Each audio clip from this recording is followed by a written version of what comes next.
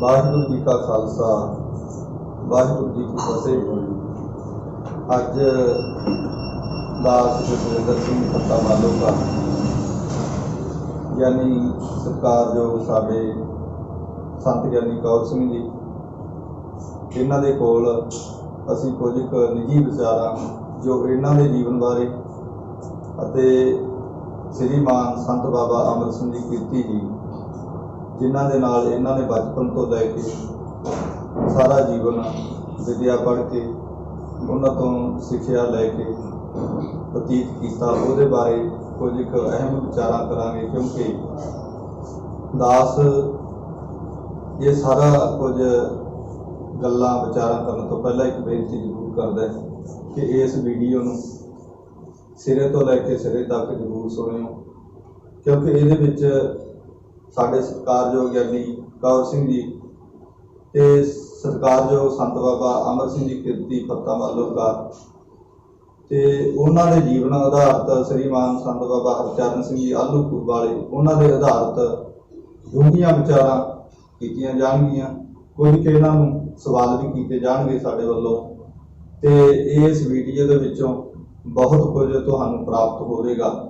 इस करके इस वीडियो नूं अंत तक जरूर देखना ते गहां शेयर करना और संतां दे नाम ते कीर्ति खालसा चैनल जो चल रहा है इनू सबसक्राइब भी करना ताकि आने वाली संत महापुरुषों दी वीडियोज तुहाडे तक पहुंचदियां रहे। हुण दास कुछ एक श्रीमान संत बाबा अमर सिंह जी कीर्ति फत्ता मालोका उन्हां दे बाबत ਅਤੇ श्रीमान संत ज्ञानी कौर सिंह जी इन्हां दे बाबत इन्हां दे बचपन तो लैके और जन्म तो लैके सारियां गल्लां बातां आपां करांगे। सो सब तो पहलां तां असीं धन्नवाद करदे हां ज्ञानी कौर सिंह जी दा, क्योंकि सानूं तकरीबन 2-3 साल तो लैके इन्हां दे नाल विचार चलदी आ रही सी भी ज्ञानी जी तुसीं कुछ क विचारां जरूर रिकॉर्ड करो, भावें वो पाठ दियां होण ते भावें श्रीमान संत बाबा अमर सिंह जी कीर्ति जी दियां होण, भावें अपने जीवन बारे होण, क्योंकि पहला प्रबंध नहीं हुंदे सी, हुण प्रबंध वधिया मालक की कृपा नाल हैगे ने। ते जदों कोई जग विचों श्रीमान संत बाबा अमर सिंह जी कीर्ति जी जिवें साडे विचों जा चुके ने शरीर करके, ते उस तो बाद असीं पछताउने आ भी साडे विचों कोई गुरु दा लाल चलिया गया ते और इस करके साडा बाद च पछताउणा वो ठीक नहीं होगा। और ये बेनती है कि हुण आपां इन्हां दे नाल विचार जरूर करांगे। श्रीमान संत बाबा और ज्ञानी कौर सिंह जी, सब तो पहला तो ज्ञानी जी आप जी का बहुत बहुत धन्यवाद, तुसीं सानूं समां दित्ता ते पहला आप जी के नाल कुछ ये विचार करते हैं कि श्रीमान संत बाबा अमर सिंह जी कीर्ति फत्ता मालोका वाले उन्हां दा पिछोकड़ की सी, वो कित्थों दे सी ते उन्हां दे पिता दा नाम माता दा नाम जां उन्हां दे भैण भाई ते उन्हां दे जीवन बारे सानूं जरूर जानना पाओ, क्योंकि तुसीं बड़े उन्हां दे नेड़े रहे, किरपा करो। वाहिगुरू जी का खालसा वाहिगुरू जी की फतेह। गुरमुख प्यारिओ, ज्ञानी जसविंदर सिंह जी आप जी ने बड़े सोहने ते अहम सवाल प्रगट करना कीते हैं। ब्रह्मदेष्टि ब्रह्म सुरती बीतराग महापुरुष संत बाबा अमर सिंह कीर्ति जी उन्होंने जीवनी दास ने लिखी सी, उन्होंने पहले ध्यान नाल पढ़ लियो, कदे जदों भी सुन मिला आप जी को मैं देना करांगा। मैं जो खुरसे कोटी वाले ज्ञानी गुरमीत सिंह जी ने उन्होंने कापी लिख के दी सी, उन्होंने जीवन बारे उन्होंने छपाउणा कीतियां सी, और तुसीं तुहाडा आप जी का बहुत बहुत धन्नवाद इत्थे चल के आए होंगे। आप जी ने जो प्रश्न किया है भी संतां दी जीवनी बारे सानूं दसना करो। संतां दी जीवनी सी जो बहुत ज़्यादा अहम सी। साध संगी पिंड टिब्बा जो शेरपुर नेड़े है, बड़ी टिब्बे नाल कहा जाता है, किहड़े जिले च पैंदा जी? अजकल संगरूर जिले च हो सकदा, मैनूं इन्ना चेता नहीं, चलो शेरपुर के नेड़े पैंदा है। ठीक है जी। ते संगरूर हो सकदा बरनाले च पैंदा होवे, चलो हुण जिला बरनाला बन गया, बाद च पहलां होम जिले भी है ਬੜੀ ਟਿੱਬਾ ਪਿੰਡ ਹੈ, ਸ਼ੇਰਪੁਰ ਦੇ ਨੇੜੇ ਹੈ। ਤੇ ਸਤਸੰਗ ਜੀ ਉੱਥੇ ਉਹਨਾਂ ਦਾ ਜਨਮ ਹੋਇਆ 1919 ਦੇ ਵਿੱਚ। ਤੇ 5 ਮਹੀਨਿਆਂ ਦੀ ਅਵਸਥਾ ਸੀ ਸੰਤਾਂ ਦਾ ਸਰੀਰ। ਉਹਨਾਂ ਦੇ ਪਿਤਾ ਨਾਮ ਸਰਦਾਰ ਘਮੰਡ ਸਿੰਘ ਸੀ, ਮਾਤਾ ਜੀ ਦਾ ਨਾਮ ਰਾਕ ਕੌਰ ਸੀ। ਤੇ 5 ਮਹੀਨੇ ਅਵਸਥਾ ਦੇ ਵਿੱਚ, ਉਮਰ ਦੇ ਵਿੱਚ, ਬਚਪਨ ਦੇ ਵਿੱਚ ਉਹਨਾਂ ਦੀ ਜੋ ਮਾਤਾ ਜੀ ਸੀ ਉਹ ਅਕਾਲ ਚਲਾਣਾ ਕਰਦੇ ਸਨ। ਤੇ ਇਹਨਾਂ ਦੀ ਵੱਡੀ ਭੈਣ ਸੀ ਬੀਬੀ ਮੋਰਾਂ ਵਾਲੀ ਪਿੰਡ ਦੇ ਵਿੱਚ, ਤੇ ਉਸ ਨੇ ਪਾਲਣਾ ਕਰਨਾ ਕੀਤੀ ਸੀ। ਉਪਰੰਤ ਜਦੋਂ 5-4 ਸਾਲ ਦੀ ਉਮਰ ਦੇ ਵਿੱਚ ਤੇ ਸੰਤਾਂ ਨੇ ਸਾਧ ਸੰਗਤ 2 ਭਾਈ ਹੋਰ ਸਨ, ਔਰ ਇਹਨਾਂ ਦਾ ਪਿਤਾ ਦਾ ਨਾਮ ਘਮੰਡ ਸਿੰਘ ਸੀ, ਮੈਂ ਪਹਿਲੇ ਦੱਸ ਚੁੱਕਾ ਗਾ। ਤੇ ਇੱਕ ਸੰਤਾਂ ਦੀ ਚਾਚਾ ਜੀ ਸੀ ਜਿਨ੍ਹਾਂ ਦਾ ਨਾਮ ਭਾਈ ਸਾਹਿਬ ਭਾਈ ਰਾਮ ਸਿੰਘ ਜੀ ਸੀ। ਇੱਕ ਇਹਨਾਂ ਦਾ ਚਾਚਾ ਜੀ ਸੀ, ਉਹ ਮੈਨੂੰ ਨਾਮ ਵਿਸਰਿਆ ਹੋਇਆ ਹੈ, ਉਹ ਫੌਜ ਦੇ ਵਿੱਚ ਸਨ ਤੇ ਬੜੀ ਦੇਸ਼ ਭਗਤੀ ਦੇ ਵਿੱਚ ਸਨ, ਭਾਵ ਫੌਜੀ ਸਨ। ਤੇ ਸਤਸੰਗ ਜੀ ਸੰਤਾਂ ਦਾ ਜੀਵਨ ਦੇ ਵਿੱਚ ਜਿਹੜਾ ਸੰਤਾਂ ਦਾ ਭਾਈ ਸੀ ਉਸ ਦਾ ਨਾਮ ਸੰਤ ਸਿੰਘ ਸੀ। ਤੇ ਉਹਨੂੰ ਕੁਛ ਸੰਗਤ ਗਲਤ ਜਿਹੀ ਹੋ ਗਈ। ਗਲਤ ਜਿਹੀ ਸੰਗਤ ਹੋਣ ਦੇ ਕਾਰਨ ਉਹ ਉਸ ਪੰਥ ਦੇ ਵਿੱਚ ਰਲ ਗਿਆ। ਤੇ ਸਾਧ ਸੰਗਤ ਜੀ ਸੰਤ ਬਾਬਾ ਅਮਰ ਸਿੰਘ ਕੀਰਤੀ ਜੀ ਨੂੰ 5-4-6-7 ਸਾਲ ਦੀ ਉਮਰ ਦੇ ਵਿੱਚ ਮਹਿਲ ਕਲਾਂ ਦੇ ਵਿੱਚ ਪੜ੍ਹਨ ਵਿੱਚ ਭੇਜਿਆ। ਠੀਕ ਹੈ। ਜਿਨ੍ਹਾਂ ਨੇ 2 ਸੰਥਿਆ ਮਹਿਲ ਕਲਾਂ ਦੇ ਵਿੱਚ ਕਰਨਾ ਕੀਤੀਆਂ। ਇਸ ਉਪਰੰਤ ਫਿਰ ਟਿੱਬੇ ਨਗਰ ਦੇ ਵਿੱਚ ਆਉਣਾ ਕੀਤਾ। ਤੇ ਇੱਥੇ ਜੋ ਭਾਈ ਰਾਮ ਸਿੰਘ ਸੀ ਬੜੇ ਮਸ਼ਹੂਰ ਬੈਲ ਸਨ ਜੀ। ਠੀਕ ਹੈ। ਤੇ ਉਹ ਸਾਧ ਸੰਗੀ ਬੈਲਗੀ ਦੇ ਵਿੱਚ ਨਿਪੁੰਨ ਸਨ ਤੇ ਸੰਤ ਇਹਨਾਂ ਕੋਲ ਰਹਿਣ ਲੱਗ ਗਏ। ਔਰ ਜੋ ਇਹਨਾਂ ਦੇ ਭਾਈ ਸਨ ਸੰਤ ਸਿੰਘ ਜੀ, ਉਹਨਾਂ ਦੀ ਗਲਤ ਸੰਗਤ ਹੋਣ ਦੇ ਕਾਰਨ ਤੇ ਸੰਤਾਂ ਨੂੰ ਕੁਛ ਪਰੇਸ਼ਾਨੀ ਆਇਆ ਕਰੇ। ਤੇ ਰਾਮ ਸਿੰਘ ਨੇ ਸੋਚਿਆ ਵੀ ਇਸ ਮਾੜੀ ਸੰਗਤ ਨਾਲ ਇਹਨਾਂ ਨੂੰ ਹੋ ਜਾਵੇ। ਸੰਤ ਬਾਬਾ ਕੀਰਤੀ ਨੇ ਅਮਰ ਸਿੰਘ ਜੀ ਆਪ ਦੱਸਣਾ ਕੀਤਾ ਦਾਸ ਨੂੰ। ਠੀਕ ਹੈ। ਤੇ ਉਸ ਸਮੇਂ ਦੇ ਵਿੱਚ ਸਾਧ ਸੰਗਤ ਜੀ ਭਾਈ ਸਾਹਿਬ ਭਾਈ ਰਾਮ ਸਿੰਘ ਜੀ ਕਹਿਣ ਲੱਗੇ ਵੀ ਕੀਰਤੀ ਜੀ ਭਾਈ ਸਾਹਿਬ ਭਾਈ ਅਮਰ ਸਿੰਘ ਜੀ, ਕੀਰਤੀ ਬਾਅਦ ਚ ਨਾਮ ਪਿਆ ਇਹਨਾਂ ਨੇ, ਸੰਤ ਬਾਬਾ ਗੁਰਬਚਨ ਸਿੰਘ ਜੀ ਨੇ ਨਾਮ ਦੱਸਿਆ ਸੀ। ਅਮਰ ਸਿੰਘ ਜੀ, ਤੁਹਾਨੂੰ ਜੇ ਤੁਸੀਂ ਵਿਦਿਆ ਪੜ੍ਹਨੀ ਚਾਹੁੰਦੇ ਹੋ ਕਿਸੇ ਸੰਸਥਾ ਦੇ ਵਿੱਚ ਭੇਜਣਾ ਕਰੀਏ ਤਾਂ ਪਾਠੀ ਬਣ ਗਏ ਸੀ ਸੰਤ। ਤੇ ਸਾਧ ਸੰਗਤ ਜੀ ਸੰਤ ਬਾਬਾ ਗੁਰਬਚਨ ਸਿੰਘ ਭਿੰਡਰਾਂ ਵਾਲੇ ਖਾਲਸਾ ਜੀ ਨੂੰ ਉਹਨਾਂ ਨੂੰ ਭੇਜਣਾ ਕੀਤਾ ਉਹਨਾਂ ਦੇ ਪਾਸ। ਉੱਥੇ ਜਾ ਕੇ ਸਾਧ ਸੰਗਤ ਜੀ ਕਹਿਣ ਲੱਗੇ ਜੀ ਇਹ ਵਿਦਿਆਰਥੀ ਹੈ। ਜਥੇ ਦੇ ਸਿੰਘਾਂ ਨੇ ਦੇਖਿਆ, ਕਹਿਣ ਲੱਗੇ ਬੜੀ ਵੱਡੀ ਉਮਰ ਦਾ ਹੈਗਾ, ਇਹ ਕੀ ਪੜ੍ਹੂਗਾ। ਮਹਾਂਪੁਰਸ਼ ਬ੍ਰਹਮਗਿਆਨੀ ਖਾਲਸਾ ਸੰਤ ਬਾਬਾ ਗੁਰਬਚਨ ਸਿੰਘ ਜੀ ਇਹ ਕਹਿਣ ਲੱਗੇ ਤਾਂ ਹੋਰ ਨੂੰ ਪੜ੍ਹਾਇਆ ਕਰਨਗੇ। ਭਾਈ ਹੱਸਦੇ ਕਿ ਮੇਰੇ ਨਹੀਂ ਦੇਖ ਕੇ। ਠੀਕ ਹੈ। ਇਹ ਬਚਨ ਸੰਤ ਬਾਬਾ ਗੁਰਬਚਨ ਸਿੰਘ ਨੇ ਕਰਨਾ ਕੀਤੇ ਤਾਂ ਉੱਥੇ ਰਹਿਣਾ ਕੀਤਾ। ਸਾਧ ਸੰਗਤ ਉੱਥੇ ਸੰਤਾਂ ਨੇ ਵਿਦਿਆ ਪੜ੍ਹਨੀ ਸ਼ੁਰੂ ਕੀਤੀ ਤੇ ਚੰਗੇ ਜੀਵਨ ਦੇ ਵਿੱਚ ਚੱਲ ਪਏ ਮਹਾਂਪੁਰਸ਼। ਉਸ ਤੋਂ ਉਪਰੰਤ ਸਾਧ ਸੰਗਤ ਜੀ ਵਿਦਿਆ ਪੜ੍ਹੀ। ਵਿਦਿਆ ਪੜ੍ਹ ਕੇ ਗੁਰਪ੍ਰਤਾਪ ਸੂਰਜ ਗ੍ਰੰਥ ਦੀ ਕਥਾ ਸ਼ੁਰੂ ਕੀਤੀ। ਆਪਣੇ ਛੋਟੇ ਗ੍ਰੰਥ ਪੜ੍ਹਨਾ ਕੀਤੇ, ਵਿਚਾਰਮਾਲਾ ਪੜ੍ਹਨਾ ਕੀਤੀ, ਭਾਵ ਸਿਮਰਤ ਔਰ ਸਾਰ ਕਿਤਾਬਨੀ ਤੇ ਅਧਿਆਤਮ ਪ੍ਰਕਾਸ਼। ਅਧਿਆਤਮ ਪ੍ਰਕਾਸ਼ ਪੜ੍ਹਨ ਤੋਂ ਬਾਅਦ ਸੰਤਾਂ ਨੇ ਗਿਆਨੀ ਮੋਹਨ ਸਿੰਘ ਜੀ ਬੜੇ ਮਹਾਨ ਤਪਸਵੀ ਸੀ, ਉਹ ਵੀ ਸੱਚਖੰਡ ਵਾਸੀ ਨੇ ਹੁਣ, ਤੇ ਉਹਨਾਂ ਕੋਲੇ ਵਿਦਾਂਤ ਪੜ੍ਹਨ ਵਾਸਤੇ ਭੇਜਤਾ। ਜੋ ਸਾਸਨ ਵਿਚਾਰ ਸਾਗਰ ਹੈ, ਇਹ ਗਿਆਨੀ ਮੋਹਨ ਸਿੰਘ ਜੀ ਤੋਂ ਪੜ੍ਹੇ ਸੀ ਬਾਬਾ ਜੀ। ਤੇ ਗਿਆਨੀ ਮੋਹਨ ਸਿੰਘ ਨੇ ਇਹ ਕੀਤਾ ਸੀ, ਉਦੋਂ ਕਿਰਤੀ ਨਾਮ ਮਸ਼ਹੂਰ ਹੋ ਗਏ ਸੰਤਾਂ ਦਾ। ਸੰਤ ਬਾਬਾ ਗੁਰਬਚਨ ਸਿੰਘ ਜੀ ਨੇ ਇਹਨਾਂ ਦੀ ਕਿਰਤ ਦੇਖ ਕੇ ਭਾਂਡਿਆਂ ਦੀ ਸੇਵਾ ਕਰਦੇ ਹੋਏ ਸਾਰੇ ਜਿੰਨੇ ਵੀ ਸਿੰਘ ਸੀ ਉਹਨਾਂ ਨੇ ਜਦੋਂ ਪ੍ਰਸ਼ਾਦਾ ਛਕਦੀ ਸੰਗਤ ਭਿੰਡਰਾਂ ਦੇ ਵਿੱਚ ਸਾਰੇ ਭਾਂਡੇ ਆਪ ਜੀ ਨੇ ਮਾਂਜਣੇ। ਤੇ ਕੜਾਹਾ ਹਲੇ ਮੂਧਾ ਪਿਆ ਜਿਹੜੇ ਦੇਗੇ ਦੇ ਵਿੱਚ ਸਾਰੇ ਸਿੰਘਾਂ ਦੀ 5-4 ਸਿੰਘਾਂ ਦੀ ਲੰਗਰ ਬਣਿਆ ਕਰਦਾ ਸੀ, ਦਾਲ ਸਬਜ਼ੀ ਬਣਦੀ ਸੀ। ਤੇ ਉਹ ਹਲੇ ਵੀ ਦੱਸਣਾ ਮੂਧਾ ਪਿਆ, ਕਿਸੇ ਨੇ ਸਿੱਧਾ ਨਹੀਂ ਕੀਤਾ, ਮਤਲਬ ਸੰਤ ਕੀਰਤੀ ਜੀ ਮਾਂਜਦੇ ਹੁੰਦੇ ਉਸ ਨੂੰ। ਠੀਕ ਹੈ। ਇਹ ਪ੍ਰਤੱਖ ਗੱਲ ਹੈ ਜੀ। ਤਾਂ ਕੀ ਹੋਇਆ ਕਿ ਗਿਆਨੀ ਮੋਹਨ ਸਿੰਘ ਜੀ ਕਹਿੰਦੇ ਕੀਰਤੀ ਜੀ ਜੇ ਤੁਸੀਂ ਵਿਦਿਆ ਪੜ੍ਹਨੀ ਹੈ ਤੁਹਾਨੂੰ ਥੋੜੀ ਜਿਹੀ ਮਿਹਨਤ ਕਰਨੀ ਪਊਗੀ ਕਿ ਵਿਦਾਂਤ ਹੈ ਜੋ ਇਹ ਸਾਧ ਸੰਗਤ ਬਹੁਤ ਮਿਹਨਤ ਨਾਲ ਆਉਂਦਾ ਹੈ। ਉਹ ਕਹਿਣਗੇ ਮਹਾਰਾਜ ਜਿਵੇਂ ਹੁਕਮ ਹੋਊਗਾ ਆਪ ਜੀ ਦਾ। ਇਹ ਹੈ ਵੀ ਜਿੰਨੀ ਸੰਥਿਆ ਕਰੋਗੇ ਉਨੀ ਕੰਠ ਕਰਕੇ ਸਾਨੂੰ ਸੁਣਾਓਗੇ ਤੇ ਫਿਰ ਅੱਗੇ ਅਗਲਾ ਇਤਿਹਾਸ ਸ਼ੁਰੂ ਹੋਵੇਗਾ। ਅਸੀਂ ਆਖਿਆ ਸਤਵਚਨੀ ਤੇ ਮਹਾਂਪੁਰਸ਼ਾਂ ਨੇ ਫਿਰ ਸਾਧ ਸੰਗਤ ਜੀ ਜੋ ਵਿਚਾਰ ਸਕਣ ਉਹ ਸਾਰਾ ਕੰਠ ਸੀ। ਉਸ ਤੋਂ ਉਪਰੰਤ ਮਹਾਂਪੁਰਸ਼ਾਂ ਨੂੰ ਆ ਕੇ ਸੁਣਾਉਣਾ ਕੀਤਾ। ਕਹਿਣ ਲੱਗੇ ਧੰਨੋ ਕੀਰਤੀ ਜੀ ਸੰਤ ਬਾਬਾ ਗੁਰਬਚਨ ਸਿੰਘ ਕਹਿਣ ਲੱਗੇ ਬੜੀ ਮਹਾਨ ਵਿਦਵਾਨ ਹੋ ਤੁਸੀਂ ਤੇ ਇਸ ਵਿਦਿਆ ਨੂੰ ਉੱਚ ਕੋਟੀ ਤੇ ਲਿਜਾਉਣਾ ਕਰੋਗੇ। ਫਿਰ ਉਸ ਤੋਂ ਉਪਰੰਤ ਸਾਧ ਸੰਗਤ ਜੀ ਮਹਾਂਪੁਰਸ਼ਾਂ ਨੇ 10ਵੇਂ ਗ੍ਰੰਥੀ ਸ਼ੁਰੂ ਕੀਤੀ ਬਾਬਾ ਜੀ ਪਾਸ ਤੇ 10ਵੇਂ ਗ੍ਰੰਥ ਦੇ ਵਿਸਰਾਮ ਵੀ ਉਹਨਾਂ ਨੇ ਲਾਉਣਾ ਕੀਤੇ ਤੇ ਅਰਥ ਵੀ ਲਿਖਣਾ ਕੀਤੇ। 4 ਕਥਾਵਾਂ ਸੰਤ ਮਹਾਂਪੁਰਸ਼ਾਂ ਦੇ ਭਾਗ ਦੇ ਉੱਤੇ 10ਵੇਂ ਗ੍ਰੰਥ ਦੀਆਂ ਕਥਾਵਾਂ ਸੁਣਨਾ ਕੀਤੀਆਂ ਹਨ। ਉਪਰੰਤ ਜੇ ਹੁਣ ਇੱਥੇ ਇਹ ਗੱਲ ਕਹੀ ਜਾਵੇ ਵੀ ਸੰਤਾਂ ਅਮਰ ਸਿੰਘ ਕੀਰਤੀ ਜੀ ਨੇ ਕਿੰਨੀਆਂ ਸੰਥਾਂ ਗੁਰਬਾਣੀ ਨੇ ਕੀਤੀਆਂ, ਇਹ ਤਾਂ ਜਥੇ ਦੇ ਵਿੱਚ ਰਹਿ ਕੇ ਮਹਾਰਾਜ ਫਿਰ ਉਹਨਾਂ ਦੇ ਦੱਸਣ ਤੋਂ ਪਤਾ ਲੱਗਦਾ ਹੈ ਵੀ ਤਕਰੀਬਨ 51 ਸਿੰਘਾਂ ਤੋਂ ਲੈ ਕੇ 100 ਸਿੰਘ ਤੱਕ ਅਥਵਾ 100 ਸਿੰਘ ਤੋਂ ਲੈ ਕੇ 150 ਸਿੰਘ ਉਸ ਸਮੇਂ ਮਹਾਂਪੁਰਸ਼ਾਂ ਦੇ ਨਾਲ ਹੋਇਆ ਕਰਦਾ ਸੀ।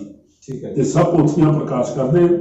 ਸੰਤ ਬਾਬਾ ਗੁਰਬਚਨ ਸਿੰਘ ਜੀ ਖਾਲਸਾ ਜੀ ਉਹ ਪਾਠ ਕਰਿਆ ਕਰਦੇ ਗੁਰਬਾਣੀ ਦਾ ਕਥਾ ਤੋਂ ਬਾਅਦ।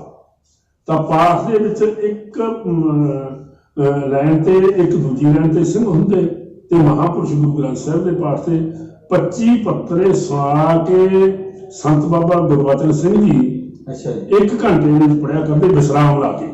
ਠੀਕ ਹੈ। ਤੇ ਇਹੀ ਰਫਤਾਰ ਮਹਾਂਪੁਰਸ਼ਾਂ ਦੀ ਸੰਤ ਬਾਬਾ ਅਮਰ ਸਿੰਘ ਜੀ ਕੀਤੀ ਜੀ ਉਸੇ ਚਾਲ ਚ ਉਸੇ ਤਰ੍ਹਾਂ ਵਿਸਰਾਮ ਲਾ ਕੇ 25 ਪੱਤਰੇ ਦਾਸ ਨੇ ਸਰਵਣ ਕੀਤੇ। ਠੀਕ ਹੈ। ਤਾਂ ਸਾਧ ਸੰਗਤ ਜੀ ਨੂੰ ਇਸ ਤਰ੍ਹਾਂ ਹੋਇਆ ਤੇ ਹੁਣ 1 ਸਾਲ ਦੇ ਵਿੱਚ ਸੰਤਾਂ ਨੇ ਦੱਸਣਾ ਕੀਤਾ ਸੀ ਵੀ 1 ਮਹੀਨੇ ਦੇ ਵਿੱਚ ਉਹ ਸੰਥਿਆ ਨੂੰ ਗੁਰੂ ਗ੍ਰੰਥ ਸਾਹਿਬ ਜੀ ਪੂਰੀ ਕਰ ਲੈਂਦੇ। ਠੀਕ ਹੈ। 25 ਅੰਗ ਸੰਥਿਆ ਰੂਪ ਵਿੱਚ ਸੁਣਦੇ ਸੀ। ਹਾਂਜੀ 25 ਅੰਗ 25 ਅੰਗ ਨਹੀਂ 25 ਪੱਤਰੇ 50 ਅੰਗ। ਅੱਛਾ। 50 ਅੰਗ 1 ਘੰਟੇ ਦੇ ਵਿੱਚ ਮਹਾਂਪੁਰਸ਼ਾਂ ਦੇ ਪਾਸੋਂ ਸਰਵਣ ਕਰਿਆ ਕਰਦੇ ਸਨ ਸਾਰੇ ਜਥੇ ਦੇ ਸਿੰਘ ਤੇ ਕੀਰਤੀ ਜੀ ਵੀ ਹੁੰਦੇ। ਠੀਕ ਹੈ। ਉਸ ਤੋਂ ਉਪਰੰਤ ਸਾਧ ਸੰਗਤ ਜੀ ਇਸ ਹੋਇਆ ਕਿ ਬੜਾ ਆਨੰਦ ਆਉਣ ਲੱਗ ਗਿਆ। ਹੁਣ ਇਹ ਹਿਸਾਬ ਲਾ ਲਈਏ ਵੀ 11 ਸਾਲ 6 ਮਹੀਨੇ ਜਥੇ ਦੇ ਵਿੱਚ ਮਹਾਂਪੁਰਸ਼ਾਂ ਨੇ ਬਸਰ ਕਰਨਾ ਕੀਤੇ ਹਨ। ਕਿੰਨੀਆਂ ਸੰਥਾਂ ਹੋ ਗਈਆਂ ਤੋਂ ਬਾਅਦ ਵੀ 1 ਸਾਲ ਦੇ ਵਿੱਚ 12 ਸੰਥਿਆ ਹੋ 1 ਸਾਲ ਦੇ ਵਿੱਚ 12 ਸੰਥਿਆ ਹੋ ਜਾਂਦੀਆਂ ਸੰਤਾਂ। ਅੱਛਾ ਜੀ, ਇਹ ਕਮਾਈ। ਹਾਂਜੀ ਹਾਂਜੀ। ਹੁਣ ਤੁਸੀਂ ਇਹਦਾ ਜੋੜ ਕਰ ਲਓ, ਤੁਸੀਂ ਪੜ੍ਹੇ ਲਿਖੇ ਬੰਦੇ ਹੋ ਕੋਈ ਗੱਲ ਨਹੀਂ। ਤੇ ਇਸ ਤਰ੍ਹਾਂ ਸੰਤਾਂ ਦੀ ਮਿਹਨਤ ਔਰ ਇੱਕ ਵਿਸ਼ੇਸ਼ਤਾ ਹੋਰ ਸੀ ਮਹਾਂਪੁਰਸ਼ਾਂ ਨੇ ਦੱਸਿਆ ਕਿ ਜਦੋਂ ਸ਼ਾਮ ਦੇ ਸਮੇਂ ਬਿਸਤਰੇ ਬਣਨਾ ਕਰਦੇ ਸੰਤ ਬਾਬਾ ਗੁਰਬਚਨ ਸਿੰਘ ਜੀ ਆਪ। ਅੱਛਾ। ਤੇ ਅਸੀਂ ਪਿੱਛੇ ਖੜੇ ਰਹੇ। ਸਭ ਤੋਂ ਪਿੱਛੋਂ ਸਾਨੂੰ ਸੰਤ ਦੂਜੇ ਸਿੰਘ ਤਾਂ ਆਪਣੇ ਆਪ ਚੱਕ ਕੇ ਭਾਈ ਗੁਰਮੁਖ ਬਿਸਤਰੇ ਲੈ ਜਾਓ। ਸੰਤਾਂ ਨੇ ਆਪ ਸਾਡਾ ਬਿਸਤਰਾ ਚੱਕ ਕੇ ਲਓ ਕੀਰਤੀ ਜੀ ਤੁਹਾਨੂੰ ਇਕਾਂਤ ਜਗ੍ਹਾ ਦੇ ਵਿੱਚ ਤੁਹਾਡਾ ਬਿਸਤਰਾ ਲਾਉਂਦੇ ਨੇ। ਅੱਛਾ। ਹਾਂ ਆਪ ਬਿਸਤਰਾ ਸਾਡਾ ਲਾਉਂਦੇ ਸੰਤ ਵੀ ਇੱਥੇ ਕੀਰਤੀ ਜੀ, ਕਿਉਂਕਿ ਕੀਰਤੀ ਜੀ ਨੇ ਮਿਹਨਤ ਕਰਨੀ ਸੀ। ਗਿਆਨੀ ਮੋਹਨ ਸਿੰਘ ਜੀ ਦੇ ਪਾਸੋਂ ਉਹਨਾਂ ਦੀਆਂ ਜੋ ਗੁਰਬਾਣੀ ਦੀਆਂ ਕਥਾਵਾਂ ਕਾਪੀਆਂ ਸੀ ਉਹਦਾ ਉਤਾਰਾ ਸੰਤ ਬਾਬਾ ਅਮਰ ਸਿੰਘ ਕੀਰਤੀ ਜੀ ਨੇ ਕਥਾਵਾਂ ਦਾ ਕਰਨਾ ਕੀਤਾ। ਠੀਕ ਹੈ। ਤੇ ਨਾਲ ਗਿਆਨੀ ਮੋਹਨ ਸਿੰਘ ਜੀ ਪਹਿਲਾਂ ਪੜ੍ਹੇ ਸੀ ਜੀ ਫਿਰ? ਹਾਂਜੀ ਉਹ ਪਹਿਲਾਂ ਜਥੇ ਦੇ ਵਿੱਚ ਸੀ। ਮਹਾਨ ਵਿਦਵਾਨ ਸੀ ਗਿਆਨੀ ਮੋਹਨ ਸਿੰਘ ਜੀ, ਆਪ ਨੂੰ ਪਤਾ ਹੈਗਾ ਬਹੁਤ ਜ਼ਿਆਦਾ ਵਿਦਵਾਨ ਸੀ। ਵਿਦਾਂਤ ਤਪੱਸਿਆ ਭਜਨ ਜੋ ਵੀ ਹੈ ਸੇਵਾ ਸਿਮਰਨ ਉਹਨਾਂ ਦਾ ਬੜਾ ਉੱਚਾ ਬ੍ਰਹਮਗਿਆਨੀ ਸੀ। ਤਾਂ ਕੀ ਹੋਇਆ ਕਿ ਉਸ ਸਮੇਂ ਦੇ ਵਿੱਚ ਉਹਨਾਂ ਦੀ ਕਾਪੀ ਫਿਰ ਅਸੀਂ ਜਿੱਥੇ ਵੀ ਜਥਾ ਹੁੰਦਾ ਉੱਥੋਂ ਤੁਰ ਕੇ ਜਾਣਾ ਤੇ ਕਾਪੀ ਲੈ ਕੇ ਫਿਰ ਇਹ ਹੋਣਾ ਵੀ ਅਸੀਂ ਕਥਾ ਤੋਂ ਤੇ ਸੰਥਾਂ ਤੋਂ ਪਾਸੇ ਨਾ ਜਾਈਏ। ਠੀਕ ਹੈ। ਇਸ ਤਰ੍ਹਾਂ ਮਤਲਬ ਉਹਨਾਂ ਨੇ ਕੰਮ ਕੀਤਾ। ਤਾਂ ਸੰਤ ਉਹਨਾਂ ਦੀਆਂ ਕਾਪੀਆਂ ਦੇ ਤਾਰੇ ਫੱਤਾ ਮਾਲੋਕਾ ਸੰਤ ਆਪ ਕਥਾ ਕਰਿਆ। ਇੱਕ ਗੋਵਿੰਦਾਸ ਦੇ ਪ੍ਰੇਮ ਇਹ ਜਦੋਂ ਸਮਝ ਸੰਥਿਆ ਪੂਰੀ ਹੋ ਗਈ ਹੈ ਨਾ ਜੀ ਆਪਣੇ ਬਾਬਾ ਅਮਰ ਸਿੰਘ ਜੀ ਕੀਰਤੀ ਜੀ। ਹਾਂਜੀ। ਉਸ ਤੋਂ ਬਾਅਦ ਇੱਥੇ ਆਉਣ ਦਾ ਫੱਤੇ ਮਾਲੋਕੇ ਆਉਣ ਦਾ ਕੀ ਸਬਬ ਬਣਿਆ? ਇੱਥੇ ਆਉਣ ਵਾਲੇ ਅਸੀਂ ਸੰਤ ਅਮਰ ਸਿੰਘ ਜੀ ਕੀਰਤੀ ਜੀ ਕਲਕੱਤੇ ਕੋਤਰੀ ਕਰਦੇ ਸਨ, ਕੋਤਰੀ ਦੇ ਵਿੱਚ ਸ਼ਾਮਲ ਸਨ। ਅੱਛਾ। ਤੇ ਸੰਤ ਬਾਬਾ ਗੁਰਬਚਨ ਸਿੰਘ ਜੀ ਫੱਤੇ ਦੀ ਸੰਗਤ ਨੇ ਗੁਰਸਿੱਖਾਂ ਨੇ ਬੇਨਤੀ ਕੀਤੀ ਮਹਾਂਪੁਰਸ਼ ਸਾਡੇ ਚਰਨ ਪਾਉਣਾ ਫੱਤਾ ਮਾਲੋਕਾ। ਅੱਛਾ। ਤੇ ਸੰਤ ਗੁਰਬਚਨ ਸਿੰਘ ਜੀ ਉਹਨਾਂ ਦੀ ਬੇਨਤੀ ਨੂੰ ਪ੍ਰਵਾਨ ਕਰਦੇ ਹੋਏ ਫੱਤਾ ਮਾਲੋਕਾ ਆਏ। ਕੀਰਤੀ ਜੀ ਕਲਕੱਤੇ ਕੋਤਰੀ ਦੇ ਵਿੱਚ ਸ਼ਾਮਲ ਸਨ। ਅੱਛਾ ਜੀ। ਤੇ ਇੱਥੇ ਆ ਕੇ ਸੰਗਤ ਪ੍ਰਭਾਵਿਤ ਹੋਈ। ਸੰਤਾਂ ਨੂੰ ਬੇਨਤੀ ਕੀਤੀ, ਮਹਾਰਾਜ ਸਾਨੂੰ ਕੋਈ ਚੰਗਾ ਵਿਦਿਆਰਥੀ ਆਪ को ਦੇਣਾ ਕਰੋ ਜਿਹੜਾ ਇੱਥੇ ਗੁਰੂ ਗੁਰਦੁਆਰਾ ਸਾਹਿਬ ਦੀ ਸੇਵਾ ਸੰਭਾਲ ਕਰੇ। ਠੀਕ ਹੈ। ਤਾਂ ਸੰਤਾਂ ਨੇ ਸੰਗਤਾਂ ਨੂੰ ਵਚਨ ਦਿੱਤਾ ਸੀ ਕਿ ਭਾਈ ਕੋਈ ਚੰਗਾ ਵਿਦਿਆਰਥੀ ਸਾਡੇ ਪਾਸ ਸਾਨੂੰ ਮਿਲਿਆ ਤੁਹਾਡੇ ਦੇਣ ਦੇ ਲਾਇਕ ਅਸੀਂ ਜ਼ਰੂਰ ਦੇਵਾਂਗੇ। ਇਹ ਵਚਨ ਕਰ ਚੁੱਕੇ ਸੀ, ਉਦੋਂ ਕੀਰਤੀ ਜੀ ਨਾਲ ਨਹੀਂ ਸਨ। ਠੀਕ ਹੈ। ਜਦ ਇੱਥੇ ਆਇਆ ਸੀ ਇੱਥੇ ਕੋਤਰੀ ਕੀਤੀ ਸੀ। ਅੱਛਾ। ਤੇ ਦਾਸ ਨੂੰ ਛੋਟੀ ਛੋਟੀ ਸੁਰਤ ਹੈ ਉਸ ਸਮੇਂ ਦੀ, ਉਹ ਕੋਤਰੀ ਦੀ। ਠੀਕ ਹੈ। ਤੇ ਦੁਬਾਰਾ ਫਿਰ ਸਾਸੰਗ ਜੀ ਉਸ ਤੋਂ ਉਪਰੰਤ ਚਲੇ ਗਏ, ਦੁਬਾਰਾ ਸੰਗਤ ਗਈ। ਸੰਗਤ ਨੇ ਜਾ ਕੇ ਬੇਨਤੀ ਕੀਤੀ, ਉਹ ਕਹਿਣਗੇ ਜਦੋਂ ਸਾਡੀ ਨਿਗਾਹ ਦੇ ਵਿੱਚ ਆਇਆ ਤੁਹਾਨੂੰ ਦੇਵਾਂਗੇ, ਤੁਹਾਡੇ ਨਾਲ ਵਚਨ ਕੀਤਾ ਹੈ। ਠੀਕ ਹੈ। ਫਿਰ ਸੰਗਤ ਗਈ ਸੀ ਸਾਲ ਸ਼ੁਰੂ ਬਾਅਦ ਨੂੰ, ਮੈਨੂੰ ਚੇਤਾ ਨਹੀਂ, ਮੇਰੀ ਬਚਪਨ ਦੀ ਉਮਰ ਸੀ। ਤਾਂ ਉਸ ਤੋਂ ਉਪਰੰਤ ਸਾਸੰਗ ਕੀ ਹੋਇਆ ਕਿ ਇੱਕ ਪਿੰਡ ਦੇ ਵਿੱਚ ਰਿਸ਼ਤੇਦਾਰੀ ਸੀ ਨਾਨਕੇ ਸੀ, ਇੱਥੇ ਟਾਂਡੀਆਂ ਤੋਂ ਭਾਈ ਰਣਜੀਤ ਸਿੰਘ ਜੀ ਜਥੇ ਵਿੱਚ ਰਿਹਾ ਕਰਦਾ ਸੀ, ਉਹਦੇ ਇੱਥੇ ਨਾਨਕੇ ਸੀ। ਅੱਛਾ। ਤੇ ਉਹ ਸੰਗਤ ਨੇ ਜਦੋਂ ਵਿਚਾਰ ਵਟਾਂਦਰਾ ਹੋਈ, ਉਹ ਕਹਿਣਗੇ ਐਂ ਕਰੋ ਤੁਸੀਂ ਕੀਰਤੀ ਜੀ ਦੀ ਮੰਗ ਕਰੋ। ਅੱਛਾ। ਤੇ ਕੀਰਤੀ ਜੀ ਦੇ ਨਾਲ ਰਣਜੀਤ ਸਿੰਘ ਨੇ ਗੱਲਬਾਤ ਰਾਹੀਂ ਇਕੱਠੇ ਕਰ ਲਿਆ ਸੀ। ਅੱਛਾ। ਤੁਹਾਨੂੰ ਉੱਥੇ ਮੇਰੇ ਨਾਨਕੀ ਪਿੰਡ ਫਤਾ ਮਾਲੋਕਾ ਬਹੁਤ ਵੱਡਾ ਪਿੰਡ ਹੈ, ਸ਼ਰਧਾ ਵਾਲਾ ਹੈ, ਤੇ ਕਿਰਪਾ ਕਰਕੇ ਤੁਸੀਂ ਉਸ ਨਗਰ ਦਾ ਉਧਾਰ ਕਰਨਾ ਕਰੇ ਉੱਥੇ ਜਾ ਕੇ। ਅੱਛਾ। ਸੰਤਾਂ ਨੇ ਉਹਨਾਂ ਦੀ ਬੇਨਤੀ ਨੂੰ ਪ੍ਰਵਾਨ ਕਰ ਲਿਆ ਵੀ ਜਿਵੇਂ ਗੁਰੂ ਨੂੰ ਭਾਊਗਾ ਦੇਖਿਆ ਜਾਓ। ਸੰਤ ਭਵਿੱਖ ਦੇ ਵਚਨ ਨਹੀਂ ਕਰਦੇ ਸੀ ਕਦੇ, ਮਤਲਬ ਕਿਸੇ ਤਰੀਕੇ ਨਾਲ ਵੀ ਐਂ ਕਰਨਾ ਜਾਂ ਜਿਵੇਂ ਹੁਣ ਬੱਦਲ ਹੋਣ ਵੀ ਮੀਂਹ ਪਊਗਾ ਜਾਂ ਨਾ ਪਊਗਾ ਜਾਂ ਇਸ ਤਰ੍ਹਾਂ ਆਉਣ ਵਾਲੀ ਗੱਲ ਦੀ ਘੱਟ ਕਰਦੇ ਸੀ। ਠੀਕ ਹੈ ਜੀ। ਤੇ ਉਹ ਸਾਸੰਗ ਉਸ ਸਮੇਂ ਦੇ ਵਿੱਚ ਫਿਰ ਸੰਗਤ ਨੇ ਜਾਣਾ ਕੀਤਾ। ਅੱਛਾ। ਦੁਬਾਰੇ ਜਦੋਂ ਗਏ ਤੇ ਫਿਰ ਪਿੰਡਰਾਂ ਗਏ ਉਹਨੇ। ਹਾਂਜੀ, ਪਿੰਡਰਾਂ ਦੇ ਵਿੱਚ ਜਾਣਾ ਕੀਤਾ। ਠੀਕ ਹੈ। ਤਾਂ ਸੰਤਾਂ ਨੂੰ, ਵੱਡੇ ਮਹਾਂਪੁਰਸ਼ਾਂ ਨੂੰ ਬੇਨਤੀ ਕੀਤੀ। ਸੰਗਤਾਂ ਨੇ ਬਾਬਾ ਜੀ ਆਪ ਜੀ ਨਾਲ ਵਚਨ ਅਸੀਂ ਫਤਾ ਮਾਲੋਕਾ ਤੋਂ ਸੰਗਤ ਆਈ ਹੈ, ਆਪ ਜੀ ਦੇ ਚਰਨਾਂ 'ਚ ਬੇਨਤੀ ਕੀਤੀ ਸੀ, ਤੁਸੀਂ ਸਾਡੀ ਬੇਨਤੀ ਨੂੰ ਪ੍ਰਵਾਨ ਨਹੀਂ ਕੀਤਾ, ਸਾਨੂੰ ਕੋਈ ਸਿੰਘ ਦੇਣਾ ਕਰੋ। ਅੱਛਾ। ਜਦੋਂ ਦੁਬਾਰੇ ਸੰਗਤ ਦੀ ਸੰਤ ਕਹਿੰਦੇ ਕੋਈ ਦੇਖਾਂਗੇ ਸਿੰਘ, ਅਸੀਂ ਵਿਚਾਰ ਨਹੀਂ ਕੀਤੀ। ਉਹ ਕਹਿਣਗੇ ਸਿੰਘ ਤਾਂ ਅਸੀਂ ਦੇਖ ਲਿਆ। ਅੱਛਾ। ਉਹ ਕਹਿਣਗੇ ਭਾਈ ਦੇਖ ਲਿਆ ਤਾਂ ਬੜੀ ਚੰਗੀ ਗੱਲ ਹੈ, ਤੇ ਸਾਨੂੰ ਖੁਸ਼ੀਆਂ ਦੇ ਸਿੰਘਾਂ ਦੀਆਂ। ਜਦੋਂ ਕੀਰਤੀ ਜੀ ਸਾਹਮਣੇ ਕੀਤੇ ਵੀ ਇਹ ਸਿੰਘ ਨੂੰ ਜਾਣਾ ਹੈ, ਸੰਤ ਭੇਜਣਾ ਤਾਂ ਨਹੀਂ ਚਾਹੁੰਦੇ ਸੀ। ਅੱਛਾ। ਪਰ ਵਚਨ ਦੇ ਚੁੱਕੇ ਸੀ। ਉਹ ਵਚਨ ਦੇ ਜ਼ਰੀਏ ਕਹਿਣਗੇ ਵੀ ਕੀਰਤੀ ਜੀ ਜਾਓਗੇ ਤੁਸੀਂ, ਆਦਿ ਮਹਾਰਾਜ ਆਪ ਦਾ ਹੁਕਮ ਹੈ, ਜੋ ਆਪ ਹੁਕਮ ਕਰੋਗੇ। ਕਹਿੰਦੇ ਵੀ ਅਸੀਂ ਤਾਂ ਫਿਰ ਸੰਗਤ ਨੂੰ ਵਚਨ ਕਰ ਚੁੱਕੇ ਹਾਂ। ਅੱਛਾ। ਫਿਰ ਮਹਾਰਾਜ ਕੋਈ ਗੱਲ ਨਹੀਂ। ਤੇ ਇਹ ਗੱਲ ਦਾ ਜਥੇ ਦੇ ਵਿੱਚ ਪਤਾ ਲੱਗ ਗਿਆ ਸਾਰੇ ਚ। ਅੱਛਾ ਜੀ। ਵੀ ਜਦੋਂ ਕੀਰਤੀ ਜਥੇ ਚ ਗਏ, ਕੀਰਤੀ ਜੀ ਤੁਸੀਂ ਮਾਲਵੇ ਚ ਇਲਾਕੇ ਜਾ ਰਹੇ ਹੋ ਤੇ ਉਸ ਪਾਸੇ ਬੜਾ ਮਾਰੂ ਜਿਹਾ ਏਰੀਆ ਆ, ਉਧਰ ਤਾਂ ਚੋਰ ਬੜੇ ਗਏ ਨੇ। ਅੱਛਾ ਜੀ। ਉਹ ਕਹਿਣ ਲੱਗੇ ਸੰਗਤ ਕਰਕੇ ਚੋਰ ਕੋਈ ਆਪੇ ਸੁਧਰ ਜਾਣਗੇ। ਅੱਛਾ। ਇਹ ਵਚਨ ਸੰਤਾਂ ਨੇ ਕੀਤਾ। ਅੱਛਾ ਜੀ। ਹਾਂਜੀ। ਮੈਂ ਅੱਗੇ ਜਾ ਕੇ ਬੇਨਤੀ ਕਰੂੰਗਾ। ਉਸ ਸਮੇਂ ਦੇ ਵਿੱਚ ਸੰਤਾਂ ਤੋਂ ਇਜਾਜ਼ਤ ਲੈ ਕੇ ਤੇ ਸੰਗਤ ਨੂੰ ਕਹਿਤਾ ਵੀ ਅਸੀਂ ਗੁਰਮੁਖੋ ਤੁਸੀਂ ਚੱਲੋ, ਅਸੀਂ ਹੌਲੀ ਹੌਲੀ ਆਵਾਂਗੇ। ਠੀਕ ਹੈ। ਸਨ 1951 ਦੇ ਵਿੱਚ ਸੰਤਾਂ ਨੇ ਇੱਥੇ ਆਉਣਾ ਕੀਤਾ। ਠੀਕ ਹੈ। ਤਾਂ ਸਰ ਉਸ ਸਮੇਂ ਦੇ ਵਿੱਚ ਸੰਤ ਇੱਥੇ ਆਏ ਤੇ ਵਿਵੇਕ ਸੀ ਪੂਰਾ ਸੰਤਾਂ ਦਾ। ਠੀਕ ਹੈ। ਤੇ ਲੰਗਰ ਪਾਣੀ ਵੀ ਆਪਣਾ ਬਣਾ ਕੇ ਚੂਬੀ ਕੁੱਟ ਕੇ ਗੜਬੇ ਦੇ ਵਿੱਚ ਪਾ ਕੇ, ਰਸਤੇ 'ਚ ਕਿਤੇ ਪਾਣੀ ਨਹੀਂ ਮਿਲਿਆ ਤੇ ਫਤਾ ਮਾਲੋਕਾ। ਅੱਛਾ। ਇੱਥੇ ਆ ਕੇ ਤੇ ਇੱਕ ਗੁਰਮੁਖ ਸਿੰਘ ਸੀ ਸੇਵਾਦਾਰ, ਝਾੜੂਗਰਦਾਰ, ਗੁਰੂ ਘਰ ਦਾ ਸੇਵਕ, ਉਹਦਾ ਨਾਮ ਸੀ ਭਾਈ ਲਹਿਣਾ ਸਿੰਘ। ਠੀਕ ਹੈ। ਤੇ ਉਹਨੂੰ ਕਹਿੰਦੇ ਵੀ ਫਲਾਣੇ ਸਿੰਘਾਂ ਨੂੰ ਸੱਦ ਕੇ ਲਿਆਓ, ਪਿੰਡ ਦੇ ਮੁਖੀ ਸਿੰਘਾਂ ਦਾ ਜਿਹੜੀ ਸੰਗਤਾਂ ਨੂੰ ਬਾਬਾ ਸੰਗਤਾਂ ਦੇ ਵਿੱਚ ਵਿਚਰ ਕੇ ਆਏ ਸੀ ਜਿਨ੍ਹਾਂ ਨੇ ਬੇਨਤੀ ਕੀਤੀ ਸੀ ਮਹਾਂਪੁਰਸ਼ਾਂ ਦੇ ਕੋਲ। ਠੀਕ ਹੈ। ਤੇ ਉਹ ਉਹਨਾਂ ਨੂੰ ਬੁਲਾ ਕੇ ਲਿਆਓ। ਅੱਛਾ। ਉਹਨਾਂ ਨੇ ਆਮ ਸਾਦਾ ਜਿਹਾ ਸਮਝ ਕੇ ਉਹਦਾ ਮੈਥੋਂ ਨਹੀਂ ਆਉਂਦਾ ਇਸ ਤਰ੍ਹਾਂ ਦਾ ਵਚਨ ਕੀਤਾ। ਅੱਛਾ। ਹੋਊਗਾ ਕੋਈ ਪਿੰਡ 'ਚ, ਉਹ ਜਾਨੇ ਰੁੱਖਾ ਜਿਹਾ ਬੋਲਿਆ, ਇੰਨਾ ਪ੍ਰੇਮ ਨਾਲ ਨਹੀਂ ਬੋਲਿਆ। ਠੀਕ ਹੈ। ਸੰਤਾਂ ਨੇ ਉੱਥੇ ਬਾਲਟੀ ਲਈ ਪੁੱਛ ਕੇ ਤੇ ਡੋਲ ਲਿਆ, ਖੂਹ 'ਚੋਂ ਪਾਣੀ ਲਿਆਂਦਾ ਤੇ ਪਾਣੀ ਲਿਆ ਕੇ ਪੂਰੀ ਮਰਜ਼ਾਦਾ ਨਾਲ ਜਦੋਂ ਹੱਥ ਸਾਫ਼ ਕਰਕੇ ਭਾਂਡੇ ਪਾਏ ਤੇ ਸੰਤਾਂ ਕੋਲ ਬਾਹਲਾ ਚੂੜੀ ਕੁੱਟੀ ਹੋਈ ਸੀ। ਅੱਛਾ। ਤੇ ਅਸੀਂ ਆਖਿਆ ਵੀ ਆ ਗੁਰਮੁਖਾ ਆਪਾਂ ਨੇ ਤਾਂ ਵੰਡ ਕੇ ਛਕਣਾ ਤੇ ਆਪਾਂ ਲੈ ਐਡਾ ਚੂੜੀ ਦਾ ਲਫਾ ਉਹਦੇ ਹੱਥ 'ਤੇ ਧਰਤਾ। ਅੱਛਾ। ਉਹ ਬੜਾ ਖੁਸ਼ ਹੋਇਆ, ਆਦਾ ਹੁਣ ਦੱਸ ਕੀ ਕਹਿਣਾ ਹੈ ਭਾਈ ਫਲਾਣੇ ਸਿੰਘਾਂ ਨੂੰ ਬੁਲਾ, ਮੈਂ ਹੁਣੇ ਲਿਆਉਣਾ। ਅੱਛਾ। ਹਾਂ। ਤੇ ਇਹ ਸੰਤਾਂ ਨੇ ਦੱਸਣ ਦੀ ਗੱਲ ਨਹੀਂ। ਤਾਂ ਉਹ ਭੱਜ ਕੇ ਗਿਆ, ਸਿੰਘ ਬੁਲਾ ਲਿਆਂਦਾ ਤੇ ਦਰਬਾਰ ਸਾਹਿਬ ਦੇ 4 ਕਮਰੇ ਸੀ, 4 ਸਪੇਰੇ। ਦਾਸ ਨੇ ਤਾਂ ਦੇਖੇ ਨਾ, ਆਪ ਜੀ ਨੇ ਸ਼ਾਇਦ ਨਹੀਂ ਦੇਖੇ। ਹਾਂ। ਤੇ ਦਰਬਾਰ ਸਾਹਿਬ ਦੇ ਬੂਹੇ ਦੇ 3 ਬਾਰ ਸੀ। ਅੱਛਾ। ਤੇ 3 ਬਰਾਂਡੇ ਸੀ, ਪਿਛਲੇ ਪਾਸੇ ਬਰਾਂਡਾ ਨਹੀਂ ਸੀ, ਠੀਕ ਹੈ 4 ਕੋਠੜੀਆਂ ਸੀ। ਬੜੇ ਸੋਹਣੇ ਤਰੀਕੇ ਨਾਲ ਇੱਕ ਬਾਬਿਆਂ ਦਾ ਕਮਰਾ 4 ਸਾਲ ਬਾਅਦ ਤਾਂ ਦੂਜੇ 3 ਕਮਰੇ ਵਿਹਲੇ ਸਨ। ਅੱਛਾ ਇਹ ਸੰਸਦ ਜੀ ਉੱਥੇ ਆਏ ਤੇ ਪਹਿਲੀ ਰਾਤ ਹੀ ਚੋਰ ਆ ਗਏ। ਅੱਛਾ ਸੰਤ ਜਾਗਦੇ ਸੀ ਠੀਕ ਹੈ ਜੀ ਤੇ ਜਦ ਉਹ ਚੋਰ ਆਏ ਤੇ ਦਰਬਾਰ ਸਾਹਿਬ ਦਾ ਕੁੰਡਾ ਖੋਲ੍ਹਿਆ, ਖੋਲ੍ਹ ਕੇ ਗੁਰੂ ਗ੍ਰੰਥ ਸਾਹਿਬ ਉਹਨਾਂ ਨੇ ਸਤਿਕਾਰ ਨਾਲ ਮੰਜੀ ਸਾਹਿਬ ਤੇ ਰੱਖਤਾ। ਅੱਛਾ ਜੀ ਕੁਝ ਰੁਮਾਲੇ, 1-2 ਲੋਈਆਂ, ਇਹੋ ਜਿਹਾ ਸਮਾਨ ਚੱਕ ਕੇ ਤੇ ਚੋਰ ਚਲੇ ਗਏ। ਠੀਕ ਹੈ ਜਦੋਂ ਚੋਰ ਚਲੇ ਗਏ ਤੇ ਸੰਤਾਂ ਨੇ ਉੱਠਣਾ ਕੀਤਾ, ਉੱਠ ਕੇ ਦੇਖਿਆ ਦਰਬਾਰ ਸਾਹਿਬ ਚ ਗਏ। ਦਰਬਾਰ ਸਾਹਿਬ ਦੇਖਿਆ ਗੁਰੂ ਗ੍ਰੰਥ ਸਾਹਿਬ ਮੰਜੀ ਸਾਹਿਬ ਤੇ ਨੇ। ਉਦੋਂ ਗੁਰੂ ਗ੍ਰੰਥ ਸਾਹਿਬ ਦੇ ਸ਼ੁਰੂ ਨਮਾਰੀਅਤ ਹੁੰਦੀ ਅੱਛਾ ਉਸ ਟਾਈਮ ਚ। ਠੀਕ ਹੁਣ ਗੁਰੂ ਮਹਾਰਾਜ ਦੀ ਮਰਜ਼ਾਦਾ ਨਾਲ ਪਲੰਘ ਆ ਗਏ ਨੇ, ਸੱਚਖੰਡ ਬਣ ਗਏ ਨੇ, ਸਮੇਂ ਦੇ ਗਿਆਨ ਵੱਧ ਗਿਆ। ਹਾਂਜੀ ਹਾਂਜੀ ਸਮੇਂ ਦੇ ਅਨੁਸਾਰ ਗੁਰੂ ਦੀ ਕਿਰਪਾ ਹੋ ਗਈ ਹੈ।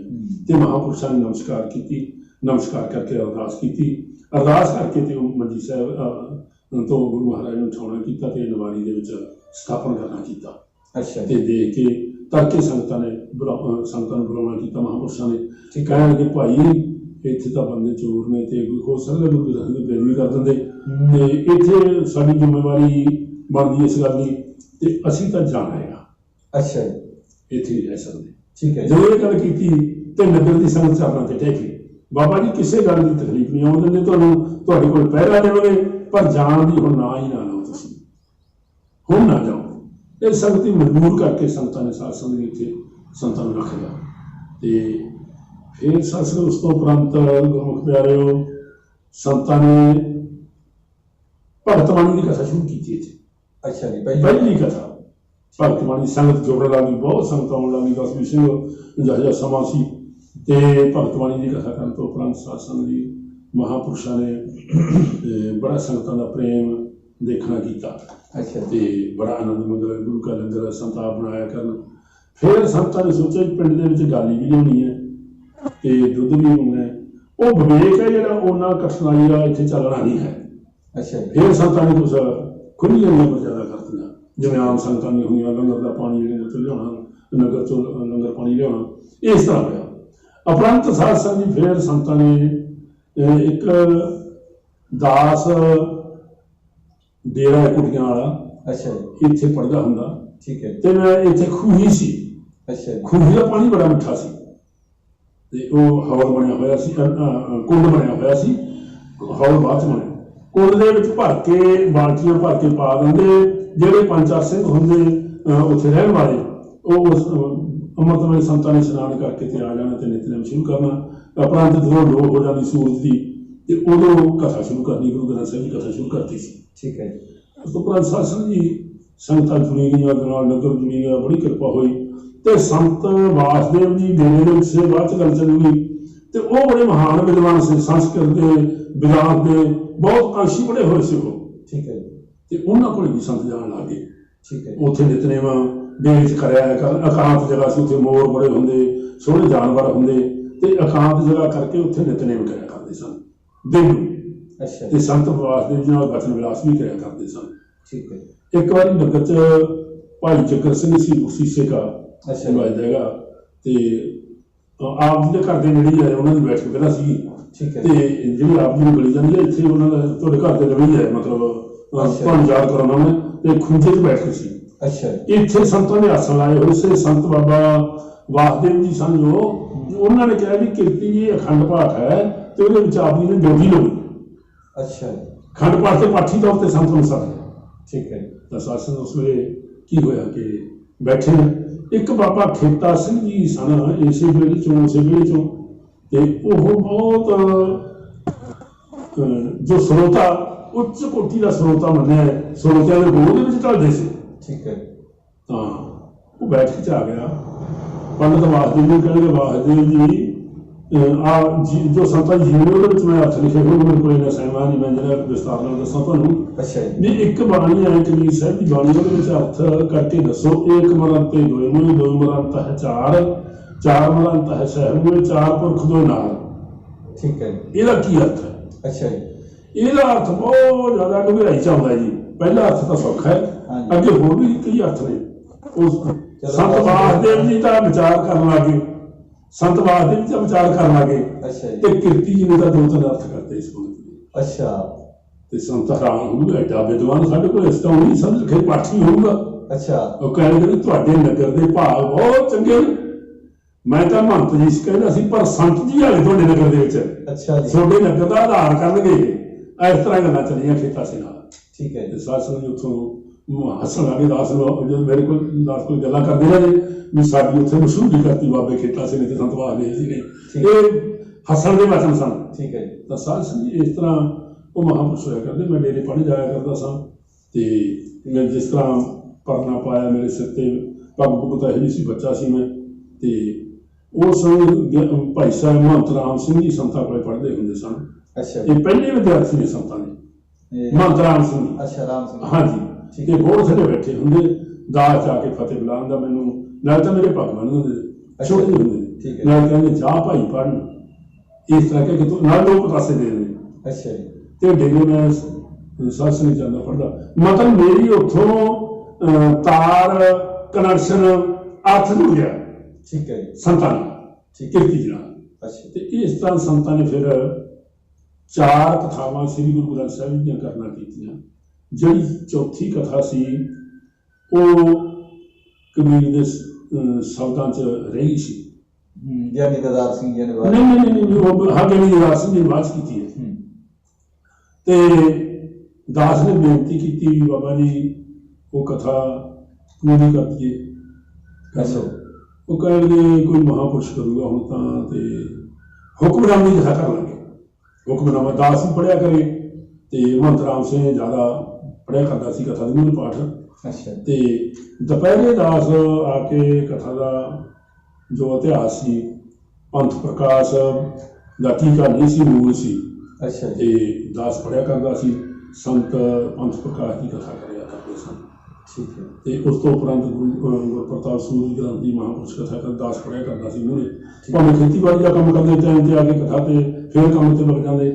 ਤੇ ਕਈ ਕਥਾਵਾਂ ਗੁਰੂ ਪ੍ਰਤਾਪ ਸੂਰਜ ਦੀਆਂ ਕੀਤੀਆਂ। ਫਿਰ ਸਾਧ ਸੰਗਤ ਦੀ ਮਹਾਂਪੁਰਸ਼ਾਂ ਦੇ ਕੋਲੇ ਜੋ ਆਪ ਜੀ ਨੇ ਕਿਹਾ ਸੀ ਵੀ ਕੰਨੇ ਵਿਦਵਾਨ ਦੱਸੇ ਸਾਨੂੰ ਕਿੰਨੇ ਬਣ ਕੇ ਗਏ, ਆਪ ਜੀ ਨੇ ਪਹਿਲਾਂ ਸਵਾਲ ਕੀਤਾ ਸੀਗਾ ਤੇ ਇਹ ਰਿਕਾਰਡ ਦੇ ਵਿੱਚ ਨਹੀਂ। ਉਹ ਇਹ ਹੋਇਆ ਵੀ ਇੱਕ ਭਾਈ ਲੱਖਾ ਸਿੰਘ ਜੀ ਸੀ। ਅੱਛਾ। ਉਹ ਆਏ ਸੀ ਪਹਿਲਾਂ ਤੇ ਉਹਨਾਂ ਨੇ ਗੁਰੂ ਪ੍ਰਤਾਪ ਸੂਰਜ ਦੀ ਕਥਾ ਸੰਤਾਂ ਦੇ ਪਾਸੋਂ ਸਰਵਣ ਕੀਤੀ। ਅੱਛਾ। ਉਦੋਂ ਵੀ ਦਾਸ ਬੈਠ ਕੇ ਸੁਣਿਆ ਕਰਦਾ, ਪਾਠ ਉਹ ਕਰਦੇ ਸਨ। ਫਿਰ ਭਾਈ ਪ੍ਰਤਾਪ ਸਿੰਘ ਜੀ ਸਨ, ਉਹ ਆਏ ਸਨ ਤੇ ਉਹਨਾਂ ਨੇ ਗੁਰੂ ਪ੍ਰਤਾਪ ਸੂਰਜ ਦੀ ਕਥਾ ਸਰਵਣ ਕੀਤੀ ਮਹਾਂਪੁਰਸ਼ਾਂ ਦੇ ਪਾਸੋਂ। ਇਹ ਕਿਹੜਾ ਪਿੰਡ ਸੀ? ਪਿੰਡਾਂ ਦੇ ਕੋਈ ਪਿੰਡ ਹੈ, ਮੇਰੇ ਯਾਦ ਆ ਜਾਏਗਾ ਹੁਣ, ਮੇਰਾ ਇਸ ਟਾਈਮ ਯਾਦ ਨਹੀਂ, ਖਿਆਲ ਨਹੀਂ ਹੈ ਹੁਣ। ਹੈਗੇ ਸਿੰਘ ਪ੍ਰਤਾਪ ਸਿੰਘ ਦਾ ਹੈ, ਲੱਖਾ ਸਿੰਘ ਬਾਰੇ ਮੈਨੂੰ ਪਤਾ ਨਹੀਂ। ਅੱਛਾ ਜੀ। ਫਿਰ ਉਸ ਤੋਂ ਬਾਅਦ ਗਿਆਨੀ ਹਰਭਜਨ ਸਿੰਘ ਜੀ ਢੁੱਡੀ ਜਾਵੇ, ਉਹਨਾਂ ਨੇ ਗੁਰੂ ਪ੍ਰਤਾਪ ਸੂਰਜ ਦੀ ਕਥਾ ਸਰਵਣ ਕੀਤੀ। ਇਹ ਸਨ ਲਗਭਗ 68 ਦੇ ਵਿੱਚ ਗਿਆਨੀ ਜੀ ਲਾਏ ਸੀ। 1.5 ਸਾਲ ਪੌਂਕ 2 ਸਾਲ ਗਿਆਨੀ ਜੀ ਨੇ ਲਾਏ ਸੀ ਤੇ ਉਹ ਸਾਰੀ ਕਥਾ ਦਾਸ ਨੇ ਵੀ ਸਰਵਣ ਕੀਤੀ ਸੀ। ਤੇ ਦਾਸ ਹਰਭਜਨ ਸਿੰਘ ਦੀ ਸੰਗਤ ਉਹਨਾਂ ਦੇ ਕੋਲ ਵਚਨ ਉਚਾਰ ਕਰਨੇ ਹੋਏ। ਤੇ ਫਿਰ ਸਾਧ ਸੰਗਤ ਜੀ ਇਸ ਤਰ੍ਹਾਂ ਹੋਇਆ ਕਿ ਗਿਆਨੀ ਜੀ ਨੇ ਕਥਾ ਕੋ ਫਿਰ ਗਿਆਨੀ ਦਦਾਰ ਸਿੰਘ ਜੀ ਆ ਗਏ। ਗਿਆਨੀ ਦਦਾਰ ਸਿੰਘ ਉਹ ਵੀ ਸਵਰਗਵਾਸੀ ਨੇ, ਮਹਿਮਾ ਸਿੰਘ ਇਹ ਵੀ ਸਵਰਗਵਾਸੀ ਨੇ। ਇਹ ਇਕੱਠੇ ਰਿਹਾ ਕਰਦੇ, ਬੜਾ ਪ੍ਰੇਮ ਸੀ ਇਹਨਾਂ ਦਾ ਆਪਸ ਨੂੰ। ਤੇ ਦਾਸ ਵੀ ਇਹਨਾਂ ਕੋਲ ਬੈਠੇ ਉੱਠਣ ਲੱਗ ਗਿਆ। ਫਿਰ ਸਾਧ ਸੰਗਤ ਨਾਲ ਤਾਂ ਕਥਾ ਗੁਰੂ ਪ੍ਰਤਾਪ ਸੂਰਜ ਗ੍ਰੰਥ ਦੀ, ਨਾਲ ਆਦਿ ਦੀ ਕਥਾ, ਆਪਣਾ ਆਪ ਦੀ ਸੰਥਾ, ਨਾਲੇ 10 ਗ੍ਰੰਥ ਦੀ ਸੰਥਾ ਦਾਸ ਨੇ ਨਾਲ ਇਹਨਾਂ ਨੇ ਕੀਤੀ। ਇਹ ਜਦੋਂ ਦੀ ਆਪਣਾ ਸੰਥਾ ਸ਼ੁਰੂ ਕੀਤੀ ਹੈ। ਹਾਂਜੀ। ਮੈਂ ਆਪ ਜੀ ਦੇ ਬਾਰੇ ਵੀ ਥੋੜਾ ਜਿਹਾ ਜਾਣਨਾ ਚਾਹੂੰਗਾ। ਹਾਂਜੀ। ਕਿਉਂਕਿ ਤੁਸੀਂ ਬੜੀ ਨੇੜਤਾ ਦੇ ਵਿੱਚ ਰਹੇ ਤੇ ਮੇਰਾ ਇਹ ਸਮਝ ਤੁਹਾਡੇ ਨਾਲ ਵਿਚਾਰ ਕਰਨ ਦਾ ਇੱਕ ਮੇਨ ਮਕਸਦ ਇਹ ਵੀ ਸੀ ਨਾਲ ਜੀ ਵੀ ਜਦੋਂ ਕੋਈ ਸਾਡੇ ਸਮਾਜ ਵਿੱਚੋਂ, ਜਗ ਵਿੱਚੋਂ, ਸੰਗਤਾਂ ਵਿੱਚੋਂ ਚਲਿਆ ਜਾਂਦਾ ਪੁਰਸ਼, ਉਦੋਂ ਅਸੀਂ ਬੜਾ ਉਹਨੂੰ ਕਹਿੰਦੇ ਵੀ ਹਾਂ ਜੀ ਉਹਦਾ ਫਲਾਨੀ ਥਾਂ ਪਤਾ ਕਰੋ, ਉੱਥੇ ਕਰੋ, ਉਹਦੇ ਬੱਚਿਆਂ ਦਾ ਪਤਾ ਕਰੋ, ਉਹਦੀ ਉਮਰ ਕਿੰਨੀ ਸੀ, ਆਹ ਪਤਾ ਕਰੋ, ਹਨਾ। ਹਾਂਜੀ। ਬਾਅਦ ਵਿੱਚ ਅਸੀਂ ਕਰਦੇ ਹਾਂ, ਪਰ ਮੇਰਾ ਖਿਆਲ ਹੈ ਜਦੋਂ ਸਾਡੇ ਵਿੱਚੋਂ ਪੁਰਾਣੀ ਹੁੰਦਾ ਉਦੋਂ ਅਸੀਂ ਧਿਆਨ ਨਹੀਂ ਦਿੰਦੇ। ਹੁੰਦੀ ਜੀ ਪ੍ਰੇਮ ਦੀ ਗੱਲ, ਪ੍ਰੇਮ ਦੀ ਗੱਲ ਹੈ। ਬਾਕੀ ਇਹ ਹੁੰਦੀ ਹੈ ਵੀ ਕਿਸੇ ਦੀ ਯਾਦ ਰਹੇ ਜੀ, ਯਾਦ ਰਹੇ ਜੀ, ਹਨਾ। ਹਾਂਜੀ। ਤੇ ਮੇਰਾ ਵੈਸੇ ਤੁਹਾਨੂੰ ਕਈ ਵਾਰੀ ਆਪਣੀ ਪਹਿਲਾਂ ਵੀ ਆਪਾਂ ਕਰੀਏ ਜੀ ਇਹ। ਹਾਂਜੀ। ਤੇ ਚਲੋ ਮਾਲਕ ਦੀ ਕੋਈ ਨਹੀਂ ਬਖਸ਼ਿਸ਼ ਹੋਈ, ਆਪਣੇ ਤੇ ਅੱਜ ਮਿਹਰ ਕੀਤੀ ਹੈ, ਸਮਾਂ ਵੀ ਦਿੱਤਾ ਤੇ ਤੁਸੀਂ ਵੀ ਤੰਦਰੁਸਤ ਹੋ ਹਜੇ, ਮਾਲਕ ਦੀ ਕਿਰਪਾ ਤੇ ਅਸੀਂ ਤਾਂ ਅਰਦਾਸ ਵੀ ਕਰਦੇ ਹਾਂ ਤੰਦਰੁਸਤੀ ਰਹੋ। ਤੇ ਪਰ ਬੇਨਤੀ ਹੈ ਵੀ ਤੁਹਾਡਾ ਜਨਮ ਕਿਹੜੇ ਸੰਨ 'ਚ ਹੋਇਆ, ਵੈਸੇ ਤਾਂ ਸਾਰਿਆਂ ਨੂੰ ਪਤਾ ਹੀ ਹੈ, ਕਿਸੇ ਨੂੰ ਦੱਸਣ ਦੀ ਲੋੜ ਨਹੀਂ ਹੈ। ਤੇ ਪਿੰਡ ਵੀ ਦੱਸ ਦਿਓ, ਦੇਖੋ ਪਿੰਡ ਦਾ ਨਾਮ ਵੀ ਦੱਸ ਦਿਓ, ਤੁਸੀਂ ਆਪਣੇ ਬਾਰੇ ਵੀ ਦੱਸ ਦਿਓ ਕੁਛ। ਇਹ ਬੇਨਤੀ ਹੈ ਜੀ, ਇਹ ਆਪ ਦੀ ਵਡਿਆਈ ਆਪ ਦੀ ਸੁਭਾਈ ਮਾਨਦੀ ਨਹੀਂ ਹੁੰਦੀ। ਨਹੀਂ, ਇਹ ਵਡਿਆਈ ਕਰਨੀ ਹੈ ਸੱਚ। ਤੁਹਾਡੀ ਜਿਹੜੀ ਪ੍ਰੇਮ ਕਰਕੇ ਮੈਨੂੰ ਦੱਸਣਾ ਪਊਗਾ, ਨਹੀਂ ਮੈਂ ਦੱਸਣਾ ਨਹੀਂ ਚਾਹੁੰਦਾ। ਇਹ ਆਪਣੀ ਵਡਿਆਈ ਆਪਣੀ ਵਿਦਿਆ ਦੱਸਣੀ ਨਾ, ਆਪਣਾ ਭਾਜਨ ਦੱਸਣਾ, ਇਹ ਗੱਲ ਸੁਭਾਈ ਮਾਨਦੀ ਨਹੀਂ। ਆਪ ਦੀ ਦਾ ਪ੍ਰੇਮ ਕਰਕੇ ਮੈਂ ਦੱਸ ਦਿੰਦਾ ਨਾ, ਜ਼ਰੂਰੀ ਹੈ। ਕੋਈ ਗੱਲ ਨਹੀਂ, ਤੁਸੀਂ ਚੱਲ ਕੇ ਆਏਗੇ। ਦਾਸ ਦਾ ਜਨਮ ਜੀ 1946 ਦੇ ਵਿੱਚ ਹੋਇਆ। ਮਤਲਬ ਮੇਰੀ ਮਾਤਾ ਜੀ ਦੱਸਿਆ ਕਰਦੀ ਸੀ ਵੀ ਜਦੋਂ ਹੱਲਾ ਬੋਲਾ ਪਿਆ ਨਾਮ ਪੰਜਾਬੀ ਪਿੱਛੇ ਜਾਂ ਰੌਲਾ ਪਿਆ, 47 ਦਾ ਰੌਲਾ ਪਿਆ, ਉਦੋਂ ਦਾਸ ਦੀ ਉਮਰ 11 ਮਹੀਨਿਆਂ ਦੀ ਸੀ। ਠੀਕ ਹੈ। 80 ਦੇ ਦੁਸਹਿਰੇ ਦੇ ਵਾਲੇ ਦਿਨ ਦਾ ਮੇਰਾ ਜਨਮ ਹੈ ਤੇ ਮੇਰੇ ਨਾਨਕੇ ਮਾਨਸਾ ਨੇ। ਮਾਨਸਾ ਦੇ ਵਿੱਚ ਮੇਰਾ ਜਨਮ ਹੋਇਆਗਾ। ਅੱਛਾ ਜੀ। ਹਾਂਜੀ। ਤੇ ਅਪਰੰਤੋ ਡਰਦੇ ਜਿਹੜੇ ਨੇ ਜਦੋਂ ਰੌਲਾ ਪਿਆ ਸੀ, ਛੋਟਾ ਜਿਹਾ ਬੱਚਾ ਹੈਗਾ 11 ਮਹੀਨੇ ਦਾ, ਪਤਾ ਨਹੀਂ ਕੀ ਬਣੂ ਕਿਉਂ। ਇਹ ਪੁਰਾਣੇ ਲੋਕਾਂ ਦਾ ਵੀ ਇਸ ਤਰ੍ਹਾਂ ਮਾਹੌਲ ਸੀ, ਉਸ ਤਰ੍ਹਾਂ ਦਾ ਸੀ ਉਸ ਸਮੇਂ ਦੇ ਵਿੱਚ। ਇਹ ਮੇਰੀ ਮਾਤਾ ਜੀ ਦੱਸਿਆ ਕਰਦੇ ਸਨ। ਤੇ ਆਪ ਨੂੰ ਪਹਿਲੇ ਦੱਸ ਕੱਢਿਆ, ਮੈਂ ਗੁਰਦੁਆਰੇ ਜਾਂਦਾ ਹੁੰਦਾ ਤੇ ਉਹ ਸੰਤ ਵਾਸਦੇਵ ਜੀ ਸਿੰਘ ਨੇ ਉਹ ਸਰੀਰ ਛੱਡ ਗਏ। ਅੱਛਾ। ਤੇ ਉਹਨਾਂ ਦਾ ਇੱਕ ਚੇਲਾ ਸੀ ਆਤਮਾ ਰਾਮ, ਉਹ ਬਿਮਾਰ ਜੇ ਹੋ ਗਿਆ। ਤੇ ਮੈਂ 3 ਪੋਥੀਆਂ ਡੇਰੇ ਦੇ ਵਿੱਚ ਪੜ੍ਹਨਾ ਕੀਤੀਆਂ ਸੀ। ਅੱਛਾ। ਕਿੰਨੀ ਕੁ ਉਮਰ ਸੀ ਉਦੋਂ? ਮੇਰੀ ਉਮਰ ਸੀ 6 ਸਾਲ ਦਾ। ਮੈਨੂੰ ਬਚਪਨੇ ਚ ਲਾਤਾ ਸੀ। ਸਾਡਾ ਜਿਹੜਾ ਪਰਿਵਾਰ ਸੀ ਨਾ, ਉਹ ਸੰਤ ਵਾਸਦੇਵ ਦਾ ਪੂਰਨ ਸਿੱਖੀ ਤੌਰ ਤੇ ਸੇਵਕ ਸੀ। ਅੱਛਾ। ਉਹਨਾਂ ਸੰਤਾਂ ਨਾਲ ਜੁੜਿਆ ਹੋਇਆ ਸੀ, ਸਾਧੂ ਮਹਾਤਮਾ ਨਾਲ। ਹਾਂਜੀ। ਤੇ ਉਹ ਸਾਡੇ ਘਰ ਚੋਂ ਪ੍ਰਸਾਦਾ ਪਾਣੀ ਨਹੀਂ ਆਉਂਦਾ ਉਹਨਾਂ ਮਹਾਂਪੁਰਸ਼ਾਂ ਨੂੰ, ਮਹਾਨ ਵਿਦਵਾਨ ਸੀ। ਠੀਕ ਹੈ। ਤੇ ਮੈਨੂੰ ਉੱਥੇ ਪੜ੍ਹ ਲਾਤਾ ਫਿਰ ਉਹਨਾਂ ਨੇ। 5 ਗ੍ਰੰਥੀ 22 ਵਾਰਾਂ ਭਗਤ ਬਾਣੀ। ਉਦੋਂ ਲੜੀਵਾਰ ਹੁੰਦੇ ਤੇ ਨਾ ਤਾਂ ਮੇਰੀ ਬੁੱਧੀ ਦੀ ਕੰਮ ਕਰਦੀ ਸੀ ਉਦੋਂ, ਨਾ ਹੀ ਇਹਨਾਂ ਕੋਈ ਹੋਰ ਸੀ। ਤੇ ਇਹ ਪੋਥੀਆਂ ਪੜ੍ਹ ਕੇ ਮੈਂ ਤੇ ਫਿਰ ਕੁਝ ਸਮੇਂ ਤੋਂ ਬਾਅਦ ਪਰਿਵਾਰ ਨੇ ਗੁਰੂ ਘਰ ਦੇ ਵਿੱਚ ਸੰਤ ਬਾਬਾ ਅਮਰ ਸਿੰਘ ਕਿਰਤੀ ਜੀ ਪਾਸ ਪੜ੍ਹ ਲਾਤਾ। ਅੱਛਾ। ਤੇ ਫਿਰ ਉੱਥੇ ਮੈਂ ਸੰਥਿਆ ਕੀਤੀ। 2 ਸਾਲ ਜਾਂ 3 ਸਾਲ ਲੱਗ ਗਏ। ਤਕਰੀਬਨ 9 ਸਾਲ ਦੀ ਉਮਰ ਦੇ ਵਿੱਚ ਮੈਂ ਪਾਠ ਕਰ ਲਿਆ ਸੀ। ਅੱਛਾ। ਤੇ ਪਾਠ ਵੀ ਮੇਰਾ ਚੱਲਿਆ। ਰਵਿਵਾਰ ਸਿੰਘ ਬੁੱਧੀ ਮੋਟੀ ਬੁੱਧੀ ਸੀ, ਕੰਮ ਦੀ ਨਾ ਚੱਲਿਆ। ਤੇ ਫਿਰ ਮੈਂ ਪਾਠ ਕਰਕੇ ਸਾਧ ਸੰਗਤ ਦੀ ਫਿਰ ਘਰਦਿਆਂ ਨੇ ਸਕੂਲ ਚਲਾਤਾ ਮੈਨੂੰ। ਅੱਛਾ। ਸਕੂਲ ਲਾ ਕੇ ਤੇ ਮੈਂ ਕੁਛ ਚਿਰ ਪੜ੍ਹਦਾ ਰਿਹਾ। ਮਤਲਬ ਪਹਿਲੀ ਜਮਾਤ ਕਹਿ ਲਓ ਪੜ੍ਹ ਲਈ। ਤੇ ਕਹਿਣ ਲੱਗੇ ਵੀ ਪਰਿਵਾਰ ਸਿੱਖੀ ਨਾਲ ਗੁਰੂ ਘਰ ਨਾਲ ਜੁੜ ਗਿਆ, ਪਹਿਲਾਂ ਸੰਤਾਂ ਨਾਲ ਜੁੜਿਆ ਹੋਇਆ ਸੀ। ਕਹਿਣ ਲੱਗੇ ਵੀ ਜੇ ਵਿਦਿਆ ਪੜ੍ਹਾਉਣੀ ਹੈ ਤਾਂ ਬ੍ਰਹਮ ਵਿਦਿਆ ਪੜ੍ਹਾਈਏ ਭਾਈ ਕੌਰ ਸਿੰਘ ਨੂੰ। ਅੱਛਾ। ਸਕੂਲ ਦੀ ਵਿਦਿਆ ਜਿਹੜੀ ਮਨ ਨੂੰ ਚੰਚਲ ਕਰਨ ਵਾਲੀ ਹੈ। ਠੀਕ ਹੈ। ਸਾਡਾ ਨੂੰ ਗਿਆਨ ਵਾਸਤੇ ਹੁਣ ਵਿਦਿਆ ਜਿਹੜੀ ਜ਼ਰੂਰੀ ਹੈ, ਪਰ ਸਾਡੇ ਅਨਪੜ੍ਹ ਪਰਿਵਾਰ ਦੇ ਹੋਣ ਦੇ ਕਾਰਨ ਉਹ ਕਹਿੰਦੇ ਵੀ ਇਹ ਵਿਦਿਆ ਨੇ ਜਿਹੜੀ ਇਹ ਗੁਰਸਿੱਖੀ ਤੋਂ ਦੂਰ ਜਾਣ ਵਾਲੀ ਹੈ। ਅੱਛਾ।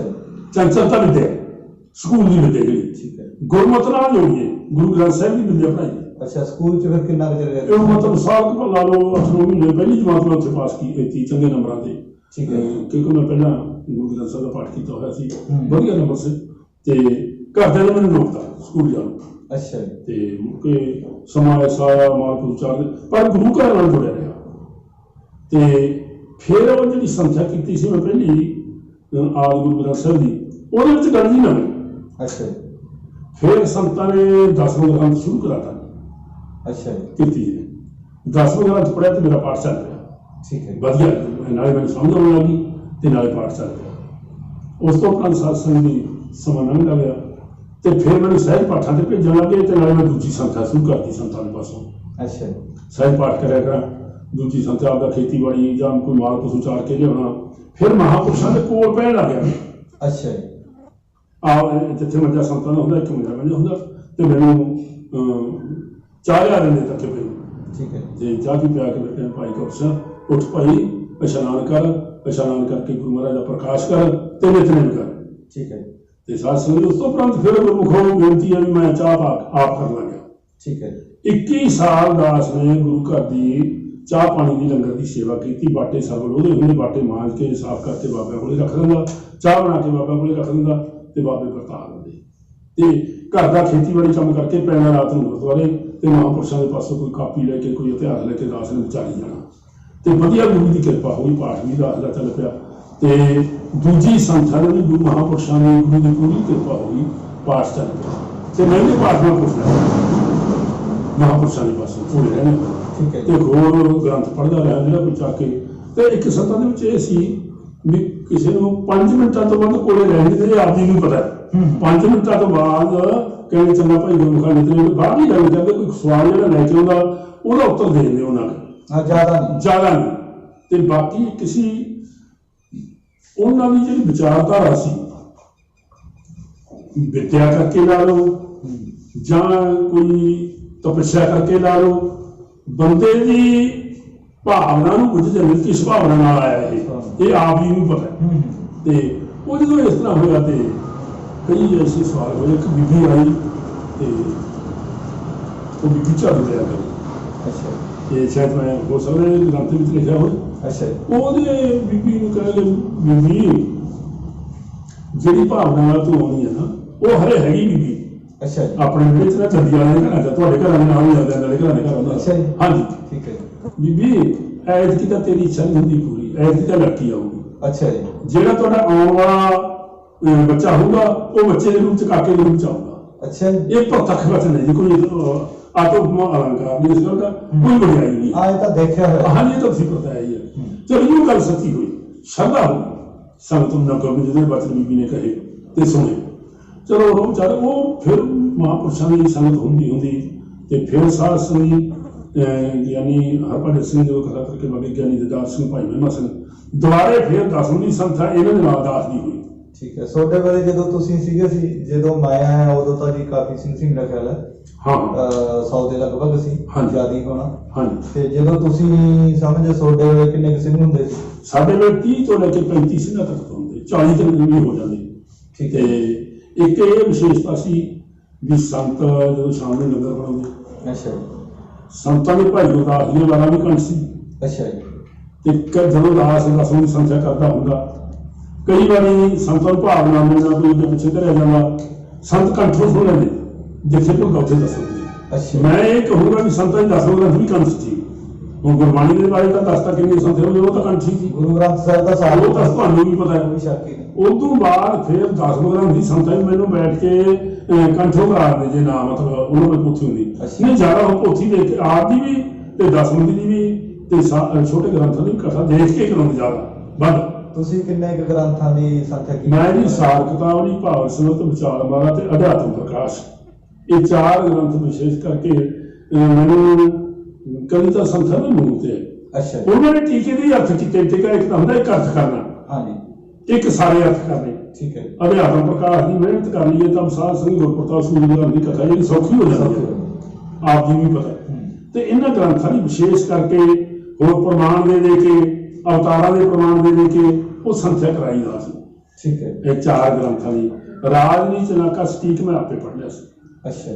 ਤੇ ਗਿਆਨੀ ਦਦਾਰ ਸਿੰਘ ਜੀ ਜੋ ਮਹਾਂਪੁਰਸ਼ਾਂ ਦੇ ਪਾਸ ਪੜ੍ਹਿਆ ਕਰਦੇ ਸਨ, ਉਹਨਾਂ ਦੇ ਪਾਸੋਂ ਹੋਰ ਗ੍ਰੰਥ ਸੁਣੇ ਨੇ, ਮੈਂ ਇਹ ਤੋਂ ਵੱਧ ਪੜ੍ਹੇ ਨਹੀਂ ਹਨ। ਠੀਕ ਹੈ। ਹਾਂਜੀ। 10 ਪੜ੍ਹ ਲਿਆ, ਭਾਈ ਗੁਰਦਾਸ ਦੀਆਂ 12 ਹੋ ਗਈਆਂ। ਹਾਂਜੀ। ਤੇ ਛੋਟੇ ਗ੍ਰੰਥ ਗੁਰੂ ਗ੍ਰੰਥ ਸਾਹਿਬ ਦੀ ਸੰਥਿਆ। ਹਾਂਜੀ। 2 ਸੰਥਿਆ ਗੁਰੂ ਗ੍ਰੰਥ ਸਾਹਿਬ ਦੀਆਂ ਹੋ ਗਈਆਂ, 2 ਸੰਥਿਆ 10 ਗ੍ਰੰਥ ਦੀਆਂ ਹੋ ਗਈਆਂ। ਤੇ ਸਾਰ ਕਿਤਾਬ ਦੇ 4 ਗ੍ਰੰਥ ਨੇ ਜਿਹੜੇ ਮਹਾਂਪੁਰਸ਼ਾਂ ਨੇ ਵਿਸ਼ੇਸ਼ ਕਰਕੇ ਪੜ੍ਹਾਤੇ। ਬਾਕੀ ਗਿਆਨੀ ਜੀ ਦੇ ਨਾਲ ਛੋਟੇ ਗ੍ਰੰਥ ਸਹਾਇਤਾ ਨੂੰ ਨਾਲ ਸੁਣੀ ਗਿਆ। ਠੀਕ ਹੈ। ਇਹ ਇਸ ਤਰ੍ਹਾਂ ਰਿਹਾ ਕੰਮ। ਇਹ ਸਮਝ ਮੇਰਾ ਖਿਆਲ 20 ਸਾਲ ਲੱਗ ਗਏ ਹੋਣੇ ਤੁਹਾਡੇ, ਵੈਸੇ ਤਾਂ ਨਹੀਂ। ਮੈਂ ਵਿੱਚ ਦੇਖੋ ਮੈਨੂੰ ਨਾ 2-3 ਸੰਤਾਂ ਨੂੰ ਹੁੰਦਿਆਂ ਮੈਂ ਇੱਕ ਸਰਦੂਲਗੜ੍ਹ ਚਲਿਆ ਗਿਆ ਤੇ ਉੱਥੇ ਖੰਡ ਪਾਠ ਤੇ ਉੱਥੇ ਬੜੇ ਸਿਆਣੇ ਬੰਦੇ, ਪਿੰਡ ਦਾ ਸਰਪੰਚ ਸਲਾਰ ਸਿੰਘ ਸੀ, ਆਪ ਜਾਣਦੇ ਹੋ, ਕੈਪਟਨ ਗੁਰਦਿਆਲ ਸਿੰਘ ਸੀ, ਹੋਰ ਬੜੇ ਸੂਝਵਾਨ ਬੰਦੇ ਸੀ। ਉਹਨਾਂ ਨੇ ਸੰਤਾਂ ਨੂੰ ਕੀਤਾ ਤੁਹਾਡਾ ਚੌਕੀ ਦਾ ਵਿਦਵਾਨ ਤੁਹਾਡੇ ਕੋਲ ਜਿਹੜਾ ਉਹ ਸਾਨੂੰ ਸਾਡੀ ਬੇਨਤੀ ਹੈ। ਅੱਛਾ ਜੀ। ਉਹਨਾਂ ਨੇ ਮੰਗ ਕਰ ਲਈ ਬਾਬਿਆਂ ਨੇ ਕਿਵੇਂ ਕੁਰਸੀਆਂ ਹੁਣ ਤਾਂ ਤੇਰੇ ਤੇ ਨਿਗਾਹ ਆ ਗਈ ਇਹਨਾਂ ਦੀ, ਮਹਾਰਾਜ ਜੀ ਜਿਵੇਂ ਆਪਦਾ ਹੁਕਮ ਹੈ। ਉਹਨਾਂ ਦੀ ਆਗਿਆ ਲੈ ਕੇ ਮੈਂ ਸਰਦੂਲਗੜ੍ਹ ਗ੍ਰੰਥੀ ਦੀ ਡਿਊਟੀ ਨੂੰ ਹਿੱਸਾ ਹੋ ਸਕਦੀ ਪਹਿਲੀ ਵਾਰ। ਹਾਂਜੀ, ਪਹਿਲੀ ਵਾਰ। ਠੀਕ ਹੈ। ਤੇ ਉਦੋਂ ਆ ਜਾਂਦਾ 2 ਵਾਰੀ ਮੇਰਾ ਇਮਤਿਹਾਨ ਮਿਲਿਆ ਸੰਤਾਂ ਨੇ। ਅੱਛਾ। ਉਹ ਮੈਂ ਤੁਹਾਨੂੰ ਦੱਸਦਾ ਵੀ ਇੱਕ ਵਾਰੀ ਤਾਂ ਪਹਿਲਾਂ ਲਿਆ ਇਮਤਿਹਾਨ ਗਿਆਨੀ ਹਰਭਜਨ ਸਿੰਘ ਜੀ ਢੁੱਡੀ ਵਾਲੇ, ਉਦੋਂ ਵਿਦਿਆ ਪੜ੍ਹਦੇ ਸਮਾਂ ਪੁਰਸ਼ਾਂ ਕੋਲੇ, ਤੇ ਨਾਗਪੁਰ ਅਖੰਡ ਪਾਠ ਤੇ ਅਸੀਂ ਗਏ। ਅੱਛਾ ਜੀ। ਉੱਥੇ ਤੇ ਅੱਜ ਕੱਲ੍ਹ ਦੀ ਮੌਸਮ ਸੀ। ਅੱਛਾ ਜੀ। ਤੂੜੀ ਵੀ ਕੱਢੀ ਪਈ ਸੀ ਤੇ ਦਾਣੇ ਕੱਢੇ ਪਏ ਸੀ, ਤੇ ਮੈਂ ਸੰਤਾਂ ਦਾ ਬਚਨ ਨਹੀਂ ਨਿਕਲਦਾ ਸੀਗਾ। ਅੱਛਾ। ਕੁਛ ਵੀ ਹੋਵੇ ਘਰੇ ਭਾਵੇਂ ਨੁਕਸਾਨ ਹੋ ਜਾਣਾ, ਸੰਤਾਂ ਦੇ ਵਚਨ ਨਹੀਂ ਲਟਾਇਆ ਸੀ।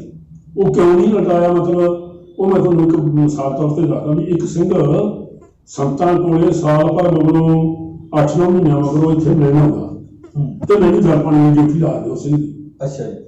ਤੇ ਮੈਂ ਮਹਾਂਪੁਰਸ਼ਾਂ ਨੂੰ ਪੁੱਛਿਆ ਬਾਬਾ ਜੀ ਇਹ ਸਿੰਘ ਕੌਣ ਹੈ? ਮਹਾਂਪੁਰਸ਼ ਕਹਿਣਗੇ ਇਹ ਵੱਡੇ ਸੰਤਾਂ ਦਾ ਅਨਾਨਕ ਸੇਵਕ ਹੈ। ਅੱਛਾ ਜੀ। ਮਹਾਰੀ ਅਨਾਨਕ ਸੇਵਕ ਕੀ ਹੁੰਦਾ ਹੈ? ਅਨਾਨਕ ਸੇਵਕ ਉਹ ਹੁੰਦਾ ਹੈ ਜਿਹੜੇ ਸੰਤਾਂ ਦੇ ਪੂਰੇ ਵਚਨਾਂ ਦਾ ਲਾਹਾ ਖੱਟੇ, ਪੂਰੇ ਵਚਨਾਂ ਨੂੰ ਨਿਭਾਉਣਾ ਕਰੂ, ਅਨਾਨਕ ਸੇਵਕ ਹੁੰਦਾ। ਮੈਨੂੰ ਜਾਣਾ ਇਹ ਦੱਸੋ, ਹੁਣ ਮੇਰੇ ਇੰਨਾ ਯਾਦ ਨਹੀਂ ਵੀ ਇਸ ਤਰ੍ਹਾਂ ਉਹਨੇ ਦੱਸਿਆ। ਠੀਕ ਹੈ। ਮਹਾਰੀ ਉਹ ਕਿਵੇਂ? ਆਦੇ ਸੰਤ ਗੁਰਬਚਨ ਸਿੰਘ ਜੀ ਦੇ ਪਾਸ ਬੈਠਾ ਸੀ ਤੇ ਇਹ ਕਹਿੰਦੇ ਭਾਈ ਗੁਰਮੁਖਾ ਇਹਨਾਂ ਦੀ ਜ਼ਮੀਨ ਮਹਾਂਪੁਰਸ਼ ਪਾਕਿਸਤਾਨ ਦੇ ਵਿੱਚ ਸੀ, ਇਹਨਾਂ ਦੀ ਜ਼ਮੀਨ ਪਾਕਿਸਤਾਨ ਦੇ ਵਿੱਚ ਵੀਰ ਸਿੰਘ ਸੀ, ਮੈਨੂੰ ਨਾਂ ਨਹੀਂ ਉਹਦਾ ਯਾਦ ਹੈ। ਅੱਛਾ। ਕਹਿਣਗੇ ਭਾਈ ਇੱਥੇ ਵੇਚਦੇ ਜ਼ਮੀਨ ਤੇ ਲੁਧਿਆਣੇ ਜ਼ਿਲ੍ਹੇ ਦੇ ਵਿੱਚ ਉਸ ਏਰੀਏ 'ਚ ਤੂੰ ਜ਼ਮੀਨ ਨੂੰ ਖਰੀਦ ਲੈ। ਅੱਛਾ। ਇਹ ਗੱਲ ਕਹੀ ਤੇ ਉਹਨੇ ਸੰਤਾਂ ਦਾ ਬਚਨ ਮੰਨ ਕੇ ਤੇ 6 ਮਹੀਨੇ ਬਾਅਦ 47 ਦਾ ਸੰਤਾਪ ਹੋ ਗਿਆ। ਠੀਕ ਹੈ। ਦੇਸ਼ ਦੀ ਵੰਡ ਪਈ। ਅੱਛਾ। ਉਹਨੂੰ ਇੰਨੀ ਸ਼ਰਧਾ ਹੋ ਗਈ, ਬਸ ਇਹ ਉਹਦਾ ਸ਼ਰਧਾ ਵਾਲਾ ਸੀ ਜਥੇ 'ਚ ਉਹਦੇ ਸਾਨੂੰ ਮਿਲਦਾ ਨਹੀਂ, ਇਹ ਹੁਣ ਮਿਲਣਾ ਆ ਜਾਂਦਾ ਹੈਗਾ। ਠੀਕ ਹੈ। ਉਹ ਸਿੰਘ ਨੇ ਕਿਹਾ ਵੀ ਸੰਤਾਂ ਦਾ ਵਚਨ ਤਾਂ ਟਾਉਣੇ ਤੇਰੇ ਤੇ ਪੂਰਨ ਕਿਰਪਾ ਸੰਤਾਂ ਦੀ। ਇਹ ਗੱਲ ਉਹ ਸਿੰਘ ਨੇ ਦੱਸੀ। ਮਹਾਰਾਜ ਮੇਰੇ ਤੇ ਪੂਰਨ ਕਿਰਪਾ ਸੰਤਾਂ ਦੀ ਬਣ ਜਾਂਦੇ ਹੈਗੇ, ਜਦ ਚਰਨਾਂ 'ਚ ਹੀ ਜੁੜ ਜਾਂਦੇ, ਸ਼ਰਧਾ ਬਣ ਗਈ। ਉਹ ਮੈਂ ਤੁਹਾਨੂੰ ਦੱਸਦਾ ਵੀ ਇਮਤਿਹਾਨ ਕਿ ਮੇਰੇ ਇਮਤਿਹਾਨ ਕੋਈ ਵੀ ਹੈ, ਗੁਰੂ ਨਾਨਕ ਨੇ ਲਹਿਣਾ ਜੀ ਨੇ, ਗੁਰੂ ਲਹਿਣਾ ਜੀ ਨੇ, ਗੁਰੂ ਅਮਰਦਾਸ ਜੀ ਦਾ ਲੈ ਆਪ ਨੂੰ ਪਤਾ ਹੀ ਅੱਗੇ ਵਿਦਵਾਨ ਹੋ ਆਪ। ਤੇ ਉਹ ਕੀ ਹੋਇਆ ਕਿ ਉਸ ਸਮੇਂ ਦੇ ਵਿੱਚ ਮੈਨੂੰ ਕਹਿੰਦੇ ਭਾਈ ਕੌਰ ਸਿੰਘ ਆਪਣੇ ਅਖੰਡ ਪਾਠ ਤੇ ਚਲੇ ਪ੍ਰੋਗਰਾਮ ਤੇ। ਅੱਛਾ। ਮੈਂ 7 ਵਜੇ ਮੈਂ ਘਰੇ ਗੱਲ ਕੀਤੀ ਉਹਦੇ ਵੀ ਜੇ ਦਾਣੇ ਕੱਢੇ ਪੈਣ ਤੂੜੀ ਫੁੱਟੀ ਵੀ ਮੌਸਮ ਖਰਾਬ ਹੈ ਤੇ ਤੇਰੀ ਮਰਜ਼ੀ, ਅਸੀਂ ਤਾਂ ਤੈਨੂੰ ਨਹੀਂ ਕਹਿ ਸਕਦੇ। ਮੈਂ ਤਾਂ ਜਾਊਂਗਾ। ਉਹ ਰਾਤ ਨੂੰ ਮੇਰੀ ਆਈ ਤੂੜੀ ਤਾੜੀ ਮਿਲ ਗਈ। ਚਲੋ ਜੀ ਮੈਂ ਇੱਥੋਂ ਬੱਸ ਫੜੀ ਰਤੀਆ, ਫਿਰੋਜ਼ਪੁਰ ਤੋਂ ਰਤੀਆ ਆਉਂਦੀ, ਰਤੀਆ ਤੋਂ ਤੜਕੇ ਫਿਰੋਜ਼ਪੁਰ ਜਾਂਦੀ ਬੱਸ। ਅੱਛਾ। ਵੀ ਉਹ ਹਰਿਆਣੇ ਦੇ ਵਿੱਚ ਬੱਸ ਜਾਊਗੀ ਤੇ ਨਾਗਪੁਰ ਮੈਂ ਜਾਊਂਗਾ।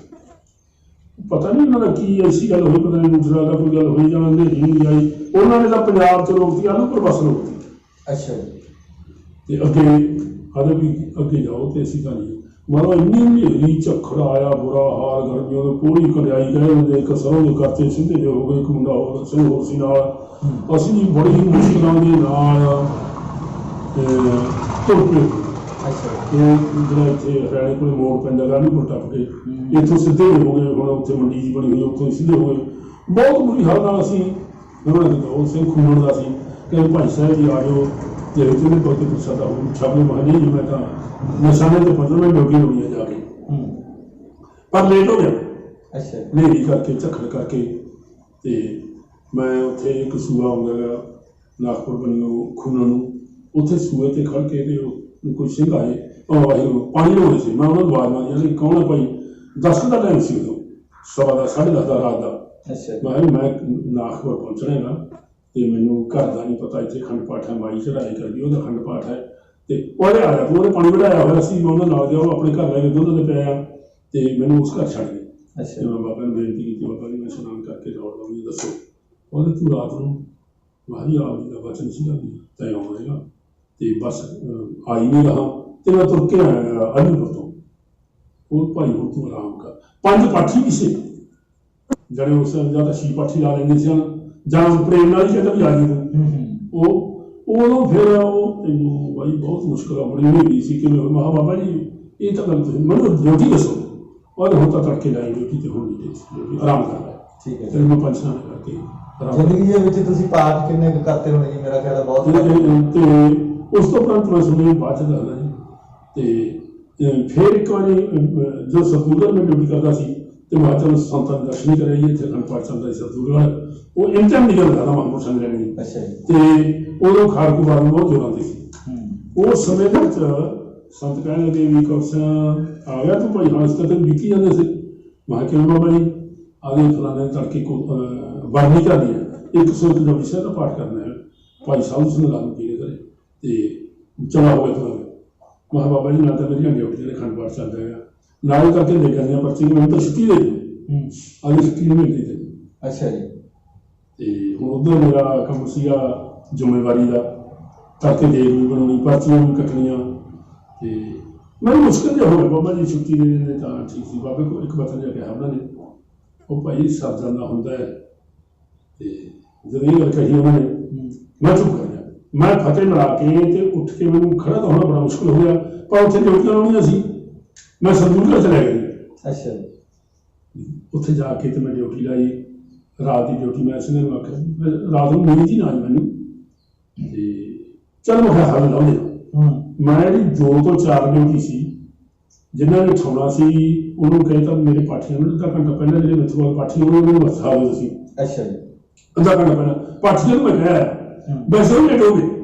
ठीक है। मैं गुस्सा बड़ा आया, तो चलो जी मैं ਜਿਹੜੇ सेवादार से उन्होंने घूर के जे कह पाया थोड़ा कोई ड्यूटी नहीं, कोई जिम्मेवारी नहीं समझते। मैं साइकिल चक्का जी, मैं पुलिस वाले गोली मारेंगे जब खाड़कू मारूंगा देखी जाऊंगा, पुलिस वाले समझ के खाड़कू मार देंगे, पर संतां का वचन बनाउणा है। मैं साइकिल पर जो टक्कर साइकिल से महापुरुष का पिंड च वागे से संगत चढ़दी सी ट्रैक्टर ते, ते मैं तो उहदे नाल चल गया। ते उस दिन शाम होया, संतां ने देखा भाई कौर सिंह आया। मैं हाँ, वो तू किवें आ गया? मैं जिवें आप जी ने सद्या। ठीक है, वाह वाह वाह। मैं बाबा जी हुण मैनूं छुट्टी मेरा प्रोग्राम, अरे वाह चलो अच्छा। तो इस तरह कई बार पेपरों के गुरु महाराज ने कृपा की, आप जी ने कहा किन्ने पाठ किए। जदों तो मैं पाठ कर लग गया जी, गुरु की कृपा नाल उदों सेवा की पाठ होंगे।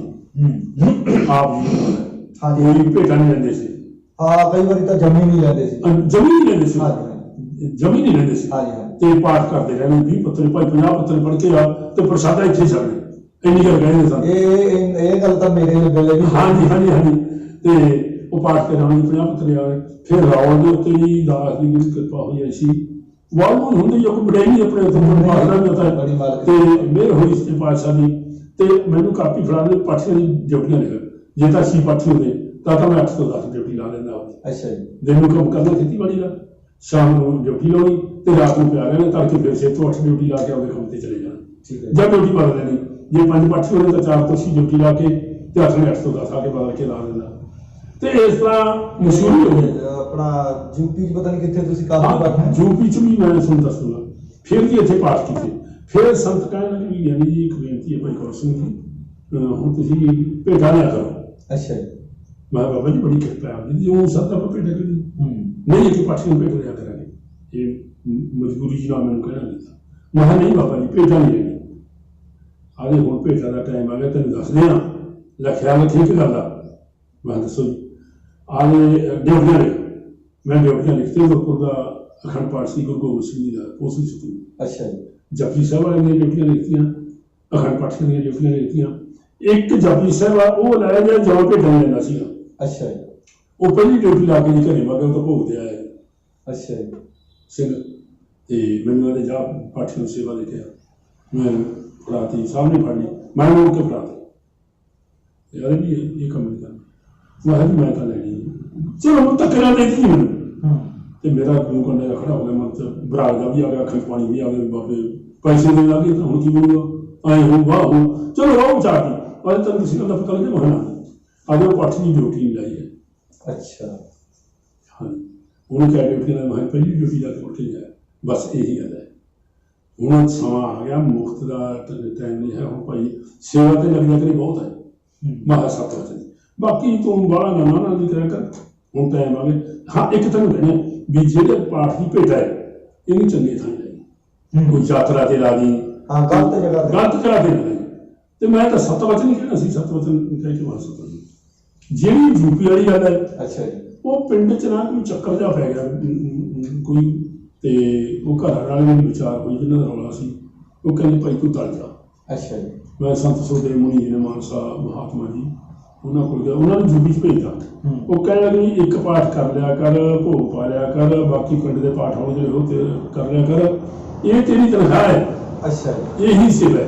ठीक है, उत्थे मैं 184 का चंगा होया, तो फिर वो पिंड के लोगों ने मशवरा किया, उत्थे चंगा मेरे पिंड शेर शुरू की दवाई मिले, तो इस तरह करदा मेरा ख्याल चाचा भी हुई सी थोड़ी किसी नाल किवें कोई साध सी, पता नहीं किवें आए जिस नाल ने तुसीं नहीं चर्चा नहीं हुई सी, शायद मेरे याद नहीं, वो गल सी भी कोई साध आ गया, तो वो भंगी मजाक तो पुछदा सी छोटे तो पता नहीं आए जे, हुण मैनूं चेता नहीं उसका, चलो चल याद आ गया तो मैं दसदा नहीं। ठीक है, उत्थे फिर मैं लड़ी कीती सहज पाठां दी। अच्छा ਇੱਕ ਨਾ ਜੀ ਸਮਝ ਪਾਠ ਤੁਸੀਂ ਬਹੁਤ ਕੀਤੇ, ਪਤਾ ਹੀ ਹੈ, ਸੰਗਤ ਨੂੰ ਦੱਸਣ ਵਾਸਤੇ ਮੈਂ ਸਵਾਲ ਕੀਤਾ ਸੀ ਤੁਹਾਨੂੰ ਨਾ। ਹਾਂਜੀ ਦੱਸੋ। ਪਰ ਵਿੱਚ ਸਮਝੋ ਕਹਿੰਦੇ ਵੀ ਕਿਉਂਕਿ ਹੁਣ ਸਾਨੂੰ ਤਾਂ ਪਤਾ ਹੈ ਸਗੋਂ ਸਾਡਾ ਬਹੁਤ ਪਾਠ ਜ਼ਿਆਦੇ ਹੈ ਹਾਂਜੀ। ਤੇ ਸ਼ੁੱਧ ਤਾਂ ਉਹ ਤਾਂ ਕੋਈ ਵਾਹਿਗੁਰੂ ਸਾਡੇ ਹੱਥਾਂ ਤੋਂ ਚਲੋ ਬਾਹਰ ਪਰਮਾਤਮਾ ਦੇ ਪਾਸੇ ਤੇ ਪਰ ਉਹ ਕਹਿੰਦੇ ਵੀ ਕੋਈ ਕਹਿੰਦਾ ਜੀ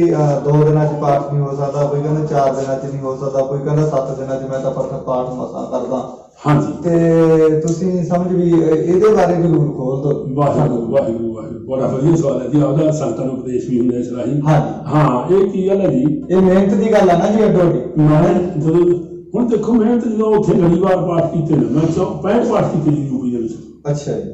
65 ਪਾਠ ਕਰਕੇ 84 ਦਾ ਦੰਗਾ ਹੋ ਗਿਆ। ਉੱਥੇ ਮੈਨੂੰ ਮਤਲਬ ਆਉਣਾ ਪੈ ਗਿਆ। ਅੱਛਾ ਜੀ। ਉੱਥੇ ਮਤਲਬ ਇਹ ਹੈ ਵੀ ਕੋਈ ਹਮਲਾ ਨਾ ਕਰਦੇ, ਕੋਈ ਇਸ ਤਰ੍ਹਾਂ ਨਾ ਹੋਵੇ, ਸਿੱਖਾਂ ਦੀ ਜਿਹੜੀ ਦੁਰਦਸ਼ਾ ਹੋਈ ਉਸ ਟਾਈਮ 'ਚ ਉੱਥੇ ਮੈਂ ਬੇਇੱਜ਼ਤੀ ਕਰਨੀ, ਮੈਂ ਰਹਿ ਨਹੀਂ ਸਕਦਾ ਤੇ ਮੈਂ ਉੱਥੋਂ ਆ ਗਿਆ ਸੀਗਾ। ਅੱਛਾ ਜੀ। ਉਹ ਸੰਤ ਸੀ ਉਹ ਮਹਾਂਪੁਰਸ਼ ਤੇ ਸੰਤ ਤੋਂ ਅੱਗੇ ਲੈ ਕੇ ਮੈਂ ਗਿਆ ਸੀ। ਉੱਥੇ ਸੰਤ ਬਾਗੇ ਤੇ ਉਹ ਆਪਣੇ ਗੁਰੂ ਦੀ ਬਖਸ਼ੀ ਬਣਾਉਂਦੇ ਹੁੰਦੇ। ਮੈਨੂੰ ਉਹਦੇ ਭੋਗ ਦੇ ਮਹਾਰਾਜ ਭੋਗ ਦਾ ਪ੍ਰਕਾਸ਼ ਹੀ ਅੱਜ ਕੀਤਾ ਤੇ ਆਦੇ ਚੌਥੇ ਨੂੰ ਪਾਠ ਕਰਨਾ ਹੈ। ਅੱਛਾ ਜੀ। ਸੰਗਰਾਮ ਦਾ ਦਿਨ ਹੈ, ਬਾਬਿਆਂ ਦੀ ਬਖਸ਼ੀ ਬਣਾਉਣੀ ਹੈ, ਸਹਿਜ ਪਾਠ 3 ਦਿਨਾਂ 'ਚ ਕਰਨਾ ਹੈ। ਅੱਛਾ ਜੀ। ਤੇ ਮੈਂ 3 ਦਿਨਾਂ 'ਚ ਕਿਵੇਂ ਪਾਠ ਹੋ? ਚਲੋ ਜੀ, ਉਦੋਂ ਜੋਤਾਂ ਲਾ ਕੇ ਮੈਂ 2 ਵਜੇ ਉੱਠ ਕੇ ਤੇ ਰਾਤ ਨੂੰ ਦਿਨ ਨੂੰ ਪਾਠ ਕੀਤਾ। ਮੈਂ 3 ਦਿਨਾਂ ਦੇ ਵਿੱਚ ਪਾਠ ਕਰਤਾ, ਚੌਥੇ ਦਿਨ ਨੂੰ ਪਾਠ ਕਰਤਾ। ਠੀਕ ਹੈ ਜੀ। ਮੈਨੂੰ ਬੜਾ ਹੌਸਲਾ ਹੋ ਗਿਆ। ਅੱਛਾ ਜੀ। ਆਪਣੇ ਆਪ ਨੂੰ ਹੋਇਆ 4 ਦਿਨਾਂ 'ਚ ਪਾਠ ਕਰਨਾ ਜਾਂ ਕਮਾਲ ਹੈ। ਮੈਂ ਤਾਂ ਕੌਰ ਸਾਹਿਬ ਤੂੰ ਤਾਂ ਪਾਠੀ ਹੈ, ਤਗੜਾ ਪਾਠੀ ਹੈ, ਆਪਣੇ ਆਪ ਨੂੰ ਸਮਝਣ ਲੱਗ ਗਿਆ। ਠੀਕ ਹੈ। ਉਸ ਤੋਂ ਬਾਅਦ 4 ਦਿਨਾਂ ਤੋਂ ਬਾਅਦ ਪਾਠ ਫਿਰ ਮਿਹਨਤ ਵੱਧਦੀ ਜੀ। ਫਿਰ ਧੰਪਰੇ ਸੰਤਾਂ ਦੇ ਕੋਲ ਮੈਂ ਚਲਿਆ ਗਿਆ, ਸੁਖਚੈਨ ਸਿੰਘ ਕੋਲੇ। ਉਹ ਬਾਹਰ ਚਲਾ ਗਿਆ, ਮੈਨੂੰ ਡਿਊਟੀ ਲਾ ਗਿਆ। ਉਹ ਕਹਿੰਦਾ ਵੀ ਸਾਹਿਬ ਪਾਠ ਦਾ ਭੋਗ ਪਾ ਲਿਆ ਕਰ ਲਿਆ ਕਰ, ਪਿੰਡ ਦੇ ਪਾਠ ਆਪਣੇ ਆਪ ਕਰੀਏ। ਉੱਥੇ ਵੀ ਮੈਂ ਲੜੀ ਨਾਲ 25 ਪਾਠ ਕੀਤੇ। ਠੀਕ ਹੈ। ਉੱਥੇ ਰਾਤੀ ਨਾਲ ਪਾਠ ਕਰਕੇ ਤੇ ਹੁਣ ਤੋਂ ਅਸੀਂ ਇਹ ਸੁਣ ਤੁਹਾਡਾ ਇਹ ਹੈ ਵੀ ਮੈਂ ਇੱਕ ਵਾਰੀ ਨਹੀਂ, ਗੁਰੂ ਦੀ ਕਿਰਪਾ ਨਾਲ ਕਈ ਵਾਰੀ ਇੱਕ ਸੈਂਚੀ ਇੱਕ ਦਿਨ 'ਚ ਪੜ੍ਹੀ ਹੈ। ਠੀਕ ਹੈ। ਦੂਜੇ ਦਿਨ ਨੂੰ ਦੂਜੀ। ਠੀਕ ਹੈ। ਇਹਦੇ ਵਿੱਚ ਇਹ ਹੈ ਵੀ ਜੇ ਮੈਂ ਅਖੰਡ ਪਾਠ ਤੇ ਡਿਊਟੀ ਹੈ ਤੇ ਸਹਿਜ ਪਾਠ ਹੈ, ਅਖੰਡ ਪਾਠ ਦੀ ਡਿਊਟੀ ਦੀ ਲਾਉਂਦਾ ਹੋਇਆ ਵੀ ਤੇ ਸਹਿਜ ਪਾਠ ਵੀ ਅਖੰਡ ਪਾਠ ਦੇ ਨਾਲ ਨੂੰ ਤੁਹਾਡੀ ਕਿਰਪਾ ਨਾਲ, ਸੰਗਤ ਦੀ ਕਿਰਪਾ ਨਾਲ, ਮਹਾਂਪੁਰਸ਼ਾਂ ਦੀ ਕਿਰਪਾ ਨਾਲ ਕਰ ਸਕਦਾ ਤੇ ਕਰਦਾ ਵੀ, ਕਰ ਵੀ ਲਈਦਾ। ਸਹੀ ਗੱਲ। ਹਾਂਜੀ, ਜਦੋਂ ਮੈਨੂੰ ਖੋਲੋਗੇ ਨਾ ਉਦੋਂ ਮੈਂ ਕਰ ਵੀ ਲਈਦਾ। ਤੇ ਬਾਕੀ ਜੇ ਤੁਸੀਂ ਆਖੋ ਵੀ ਇੰਨਾ ਅਭਿਆਸ ਕਿਵੇਂ ਬਣਿਆ, ਇੰਨਾ ਤੇ ਪਾਠ ਕਿਵੇਂ ਹੋਇਆ, ਸਵਾਲ ਹੋ ਜਾਂਦਾ। ਹਾਂਜੀ ਹਾਂਜੀ। ਹੁਣ ਸੰਪਟ ਪਾਠ ਕਰਦਾ ਸੀ ਮੈਂ। ਹਾਂਜੀ। 100 ਪੱਤਰਾ 2.5 ਘੰਟੇ 'ਚ ਲਗਭਗ 5 ਮਿੰਟ ਪਹਿਲਾਂ ਜਾਂ ਬਾਅਦ 'ਚ 100 ਪੱਤਰਾ ਸੁਣਾ ਕੇ ਪਰਿਵਾਰ ਨੂੰ ਬਿਠਾ ਕੇ ਸੰਪਟ ਪਾਠ ਦਾ ਮੈਂ ਸੁਣਾ ਕੇ ਕਰ ਦਿੰਦਾ। ਠੀਕ ਹੈ। ਹੁਣ ਤਾਂ ਮੈਂ ਢਿੱਲਾ ਜਿਹਾ ਹੋਣੇ ਕਰਕੇ ਛੱਡ ਰੱਖੇ 2 ਸਾਲ ਦੇ। ਜਾਨੀ ਸਾਰੇ ਪਰਿਵਾਰ ਨੂੰ ਬਿਠਾ ਕੇ ਮੈਂ ਇਹ ਕਹਿਣਾ ਵੀ ਘੱਟੋ ਘੱਟ ਤੇ ਸਾਰਾ ਪਰਿਵਾਰ ਬੈਠ ਕੇ ਸੁਣੋਗੇ ਤਾਂ ਮੈਂ ਪਾਠ ਤੇ ਆਊਂਗਾ, ਸੰਪਟ ਪਾਠ ਤਾਂ ਕਰੂੰਗਾ। ਤੇ ਗੁਰੂ ਦੀ ਕਿਰਪਾ ਨਾਲ ਸਫਲ ਵੀ ਹੁੰਦੇ। ਇਹ ਸੰਪਟ ਕਈਆਂ ਦਾ ਹੁਣ ਜਿਵੇਂ ਅੱਜ ਦੇ ਬੜੇ ਗਿਆਨੀ 16 ਦੂਣੀ 8 ਵਾਹਿਗੁਰੂ ਉਹ ਕਹਿੰਦੇ ਨੇ ਸੰਪਟ ਨਾਲ ਤਾਂ ਭਲੇ ਨਹੀਂ ਹੁੰਦਾ ਜੀ। ਇਹ ਸੰਪਟ ਦੇਖੋ ਨਾ ਹੈ ਜੇ ਆਪਾਂ ਸੰਤਾਂ ਦੇ ਵੇਲੇ ਸਮਝ ਸੰਤਾਂ ਦੀ ਤੰਦਰੁਸਤੀ ਵੇਲੇ ਕੀਤਾ ਸੀ, ਉਦੋਂ ਤੁਸੀਂ ਵੀ ਲੱਗੇ ਸੀ ਤੇ ਗਿਆਨੀ ਦਦਾਰ ਸਿੰਘ ਜੀ ਆਪਣੇ ਹੋਰ ਕਾਫੀ ਸੀ, ਉਹਨਾਂ ਬਾਰੇ ਵੀ ਦੱਸ ਦਿਓ ਥੋੜਾ ਜਿਹਾ ਤੁਸੀਂ। ਇਹ ਜਿਹੜੇ ਸੰਤਾਂ ਦਾ ਉਹ ਦੱਸਦਾ ਮੈਂ। ਸੰਪਟ ਪਾਠ ਦੇ ਵਿੱਚ ਪਹਿਲਾਂ ਮੈਂ ਜਿਹੜੀ ਗੱਲ ਚੱਲਦੀ ਉਹਨੂੰ ਪੂਰੀ ਕਰ ਦਿਆਂ। ਅੱਛਾ ਜੀ। ਜਿਹੜਾ ਸੰਪਟ ਪਾਠ ਦੇ ਵਿੱਚ ਮਤਲਬ ਇਹ ਹੁਣ ਲਾਲਚ ਕਰਕੇ ਤਾਂ ਹਰੇਕ ਬੇਨਤੀ ਹੈ, ਇੱਕ ਤਾਂ ਸੰਪਟ ਪਾਠ ਦੇ ਪੈਸੇ ਲਵਾਂਗਾ ਵੀ ਇੰਨੀ ਭੇਟਾ ਲਵਾਂਗਾ ਤਾਂ ਕਰੂੰਗਾ। ਨੰਬਰ 1 ਇੱਕ ਸ਼ੁੱਧ ਪਾਠ ਹੋਵੇ, ਇੱਕ ਜੀਵਨ ਹੋਵੇ, ਜ਼ਰੂਰੀ ਹੈ। 3 ਚੀਜ਼ਾਂ ਦਾ ਸੁਮੇਲ ਹੋ ਗਿਆ ਤਾਂ ਸੰਪਟ ਪਾਠ ਦਾ ਪੂਰਾ ਤੁਸੀਂ ਫਲ ਮਿਲੂਗਾ। ਠੀਕ ਹੈ। ਨਹੀਂ ਪਤਾ ਨਹੀਂ ਭੂਤ ਦਾ, ਪਤਾ ਨਹੀਂ ਪ੍ਰੇਤ ਦਾ, ਪਤਾ ਨਹੀਂ ਜਿੰਨਾ, ਪਤਾ ਨਹੀਂ ਪ੍ਰਸਾਦ ਹੈ, ਕੀ ਕਹਾਂਗੇ ਉਹ ਤੁਹਾਡਾ ਸਫਲ ਨਹੀਂ ਮੈਂ ਸਮਝਾ ਉਸਨੂੰ। ਹੋਰ ਜੇ ਗੁਰਬਾਣੀ ਵਾਹਿਗੁਰੂ ਕਰੇ ਤੋਂ ਪਾਰ ਕਰ, ਉਹ ਗੁਰਬਾਣੀ ਹੈ, ਉਹ ਤਾਂ ਵੱਡਾ ਕੰਮ ਹੈ। ਸਹੀ ਗੱਲ। ਮੈਂ ਇਹ 3 ਚੀਜ਼ਾਂ ਦਾ ਸੁਮੇਲ ਹੋ ਗਿਆ ਨਾ, 2 ਸ਼ੁੱਧ ਪਾਠ ਹੋਵੇ, ਜੀਵਨ ਉੱਚਾ ਹੋਵੇ ਤੇ ਬਾਕੀ ਕਿਰਿਆ ਸ਼ੁੱਧ ਹੈ ਤਾਂ ਚੜ੍ਹਦੀ ਜਾਏ ਬਸ ਉੱਥੇ ਪਾਸ। ਤੇ ਕਈ ਚੀਜ਼ਾਂ ਨਿਕਲਦੀਆਂ ਵੀ ਦਿਖਾਈ ਦਿੰਦੀਆਂ ਨੇ ਲਗਭਗ ਮੱਧ ਦੇ ਵਿੱਚ ਆਉਂਦੀ। ਸ਼ਾਇਦ ਤੁਸੀਂ ਇੱਕ ਗਾਗਲਪਤੀ ਸਹਿਜ ਪਾਠ ਕੀਤਾ ਸੀ ਮਹਿਰ ਦੇ ਲਵੇ। ਉਹਨਾਂ ਨੇ ਮੈਨੂੰ ਦੱਸਿਆ ਸੀ, ਕਹਿੰਦੇ ਵੀ ਗਿਆਨੀ ਜੀ ਪਾਠ ਕਰਦੇ ਜਦੋਂ ਕਹਿੰਦੇ ਭੋਗ ਪੈਣਾ ਸੀ ਉਹਨਾਂ ਨੇ ਵੀ ਰਸਤਾ ਛੱਡ ਦਿਓ ਇੱਥੋਂ ਦੀ। ਹਾਂਜੀ ਹਾਂਜੀ। ਜਿਹੜੀ ਚੀਜ਼ ਨੇ ਜਾਣਾ ਉਹ ਜਾਊਗੀ। ਹਾਂਜੀ ਹਾਂਜੀ। ਉਹ ਕਹਿੰਦੇ ਜਾਂਦੀ ਜਾਂਦੀ ਉਹਨਾਂ ਦੀ ਮਰਜ਼ੀ ਮਾਰ ਗਈ। ਹਾਂਜੀ ਹੋ ਸਕਦਾ। ਤੇ ਉਦੋਂ ਰਾਮ ਸਿੰਘ ਸ੍ਰੀ ਛੜਿਆਣਾ ਕਰਿਆ ਸੀ ਜਦੋਂ ਉਹਦਾ ਪਾਠ ਸੀ। ਅੱਛਾ। ਹਾਂ, ਇਹ ਮੇਰੀ ਜੈਨ ਤੇ ਲਿਖਿਆ ਹੋਇਆ ਮਹੰਤ ਇਹ ਗੁਰਦੇਵ ਸਿੰਘ ਮਹੰਤ ਦੀ ਜਦ ਕਹਿੰਦੇ ਮਹੰਤ ਦੀ ਕੋਈ ਹੈ ਮੈਂ ਸੰਪਟ ਪਾਠ ਕਰਦੇ ਮੋਹਾ ਗੱਲ ਕੀਤੀ। ਤੇ ਉਹ ਜਿਹੜੀ ਗੱਲ ਹੈ ਨਾ ਉੱਥੋਂ ਮਿਲਣਾ ਫਿਰ ਉਹਨੂੰ ਮਿਲਦੀ ਸੀ। ਉਹ ਕਹਿੰਦੇ ਇੱਕ ਨਹੀਂ ਇਸ ਤਰ੍ਹਾਂ ਕਈ तरह चांस होए हाँ कोई चीज़ निकलनी ऊठ हथ निकलने तो होर कोई जानवर ने उठना। ਇਹ ਫੱਤੇ ਵਾਲੇ ਸੰਤਾਂ ਦਾ ਵੀ ਦੱਸ ਦਿਓ ਜੀ ਜਿਹੜਾ ਆਪਾਂ ਸੰਪਟ ਖੰਡ हाँ जी वो संपट इस तरह जी ਗਿਆਨੀ ਹਰਭਜਨ ਸਿੰਘ ਝੁੱਗੀਆਂ ਨੇ ਵਿਸਾਖੀ ਤੇ ਆਏ ਸੀ ਜਦੋਂ ਹੁਣ ਲੰਘੀ ਹੈ ਅੱਛਾ ਜੀ ਤੇ ਆ ਕੇ ਉਹਨੂੰ ਆਉਂਦੇ ਸਤਿਕਾਰਯੋਗ ਵਸਤਰ ਲੈ ਆਉਂਦੇ ਜਿਸ ਤਰ੍ਹਾਂ ਹੁੰਦਾ ਮਹਾਂਪੁਰਸ਼ਾਂ ਦੀ ਭੇਟਾ ਰੇਤ ਪਾਣ ਦਾ ਸਹਿ ਨਹੀਂ ਭੂਤ ਖਦ ਫਲ ਦੀਏ ਫਲ ਪਾਈਏ ਫਲ ਨਾ ਫਲ ਦੀ ਸੇਵ ਇਹ ਨੀਤੀ ਦੇ ਗ੍ਰੰਥਾਂ 'ਚ ਲਿਖਿਆ ਹੋਇਆ ਤੇ ਉਹ ਲੈ ਕੇ ਆਉਂਦੇ ਕੁਛ ਤੇ ਸੰਤਾਂ ਨੂੰ ਵਸਤਰ ਭੇਟਾ ਕਰਦੇ ਤੇ ਸੰਤਾਂ ਕਹਿਣਗੇ ਗਿਆਨੀ ਜੀ ਆਪ ਸਰੀਰ ਢਿੱਲਾ ਹੋ ਰਿਹਾ ਕਹਿੰਦੇ ਗਿਆਨੀ ਜੀ ਹੁਣ ਸਰੀਰ ਨੇ ਜਾਣਾ ਹੈ ਇਸ ਢਿੱਲਾ ਹੋਣੀ ਬਹੁਤ ਬੜਾ ਟਾਈਮ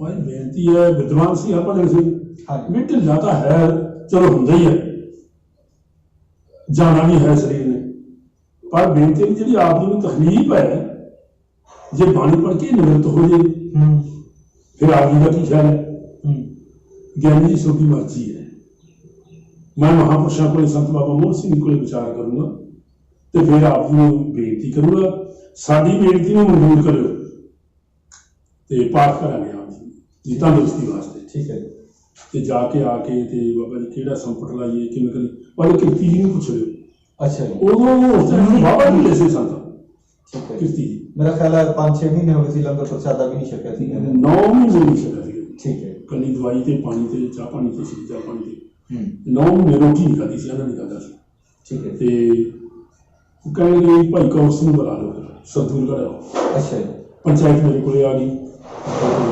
कैप्टन साहब प्रधान से गुरुद्वारे के उन्होंने बेनती की उन्होंने सद लिया सरकार जो उन्होंने सदना सुनेहा प्रेमी संगत जी जिम्मे हुक्म बाबा ने मैंने सद लिया ज्ञानी हरभजन सारे ने ज्ञानी दिदार सिंह भाई मन्ना सिंह भाई जसवीर सिंह दिल्ली वाले तो सारे इकट्ठे होकर इस पाठ ने विचार की भी महापुरुषों के निमित्त पाठ करना भाई तो सज्जन के रह के शुद्ध क्रिया ठीक है हाँ जी 5 पाठी झोटी दे वो लाने 5 श्री जपजी साहब तो वो लाने ना जेड़े खंड पाठी हो ठीक है शुद्ध तो 5 धूपी वो लाने ना जे पाठी में कोई बदलना है तो ये ना हो उस पैर तो क्यों होने ऐ 4 प्रकार हो तो 5 पहले ला तो बाकी दूजे सिंह ला ले 33 सिंह की सदाई की उसमें ठीक है जिसे भाई करनैल सिंह आदर हुण वो चलो देख वाले आदर सेवादार वो आप जी पता है हाँ जी ਉਹ ਜਦੋਂ ਪਾਠ ਸ਼ੁਰੂ ਕੀਤਾ ਇੱਕ ਮੈਂ ਤੋਂ ਪਹਿਲਾਂ ਇੱਕ ਹੋਰ ਗੱਲ ਕਰਦਾ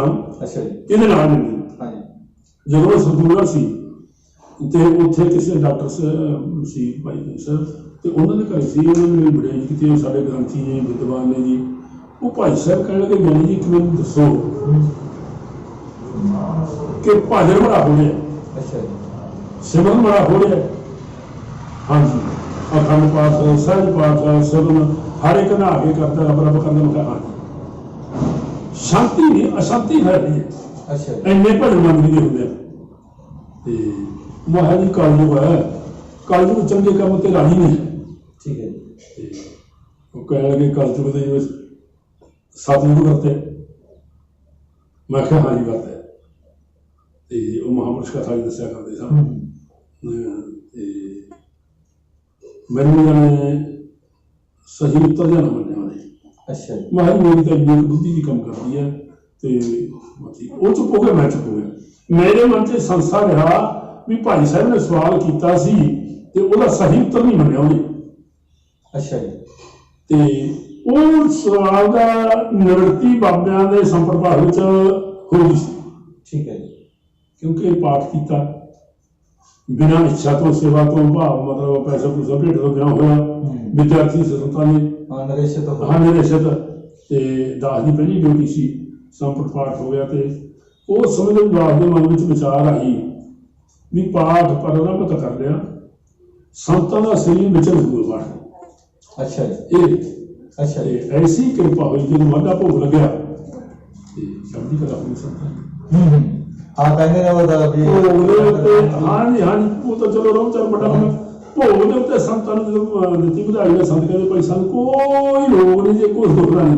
तंदुरुस्त है इस टाइम एक तो पाठ करके साडी 1 महीना उम्र बढ़ा एक सानू तंदुरुस्त करता दो गल्लां ये होईयां ते ਹਾਂ ਮੈਂ ਸੁਣਿਆ ਹੈ, ਕਹਿੰਦੇ ਵੀ ਉਦੋਂ ਅਸੀਂ ਤਾਂ ਸਮਝੇ ਛੋਟੇ ਹੁੰਦੇ ਸੀ ਹਾਂਜੀ। ਵੀ ਜਿਹੜੇ ਕੋਈ ਨੇੜਲੇ ਸਿੰਘ ਸੀ, ਜਿਵੇਂ ਤੁਸੀਂ ਆ ਗਏ ਜਾਂ ਗਿਆਨੀ ਕੌਰ ਸਿੰਘ ਆਪਣੇ ਜਗਤਾਰ ਸਿੰਘ ਜੀ ਆ ਹਾਂਜੀ, ਗਏ, ਹਾਂਜੀ। ਵੀ ਉਹਨਾਂ ਨੂੰ ਕਿਹਾ ਵੀ ਆ ਜਿਹੜੀ ਅਗਲੀ ਜ਼ਿੰਦਗੀ ਹੈ ਇਹ ਤੁਹਾਡੀ ਪਾਰਟੀ ਦੇਣ ਹਾਂਜੀ ਇਸੇ ਤਰ੍ਹਾਂ ਹੀ ਹੋਈ ਗੱਲ।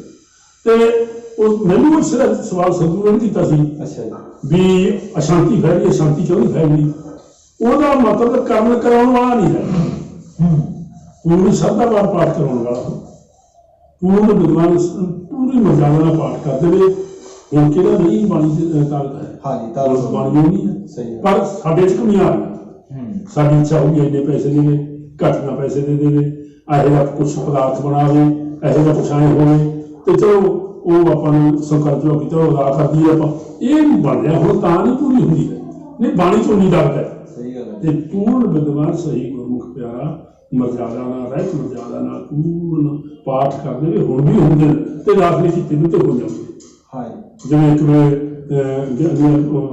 ਆਲੂਪੁਰ ਕਮਾਣਿਆਂ ਵਾਲੇ ਆਏ ਹੋਏ ਤੇ ਮਹਾਂਪੁਰਸ਼ਾਂ ਦੀ ਯਾਦ ਦੇ ਵਿੱਚ ਪਾਠ ਚੱਲ ਰਹੇ ਸੀ, ਲੜੀ ਚੱਲ ਰਹੀ ਸੀ, ਕੋਤਰੀ ਚੱਲ ਰਹੀ ਸੀ, ਤੇ ਦਾਸ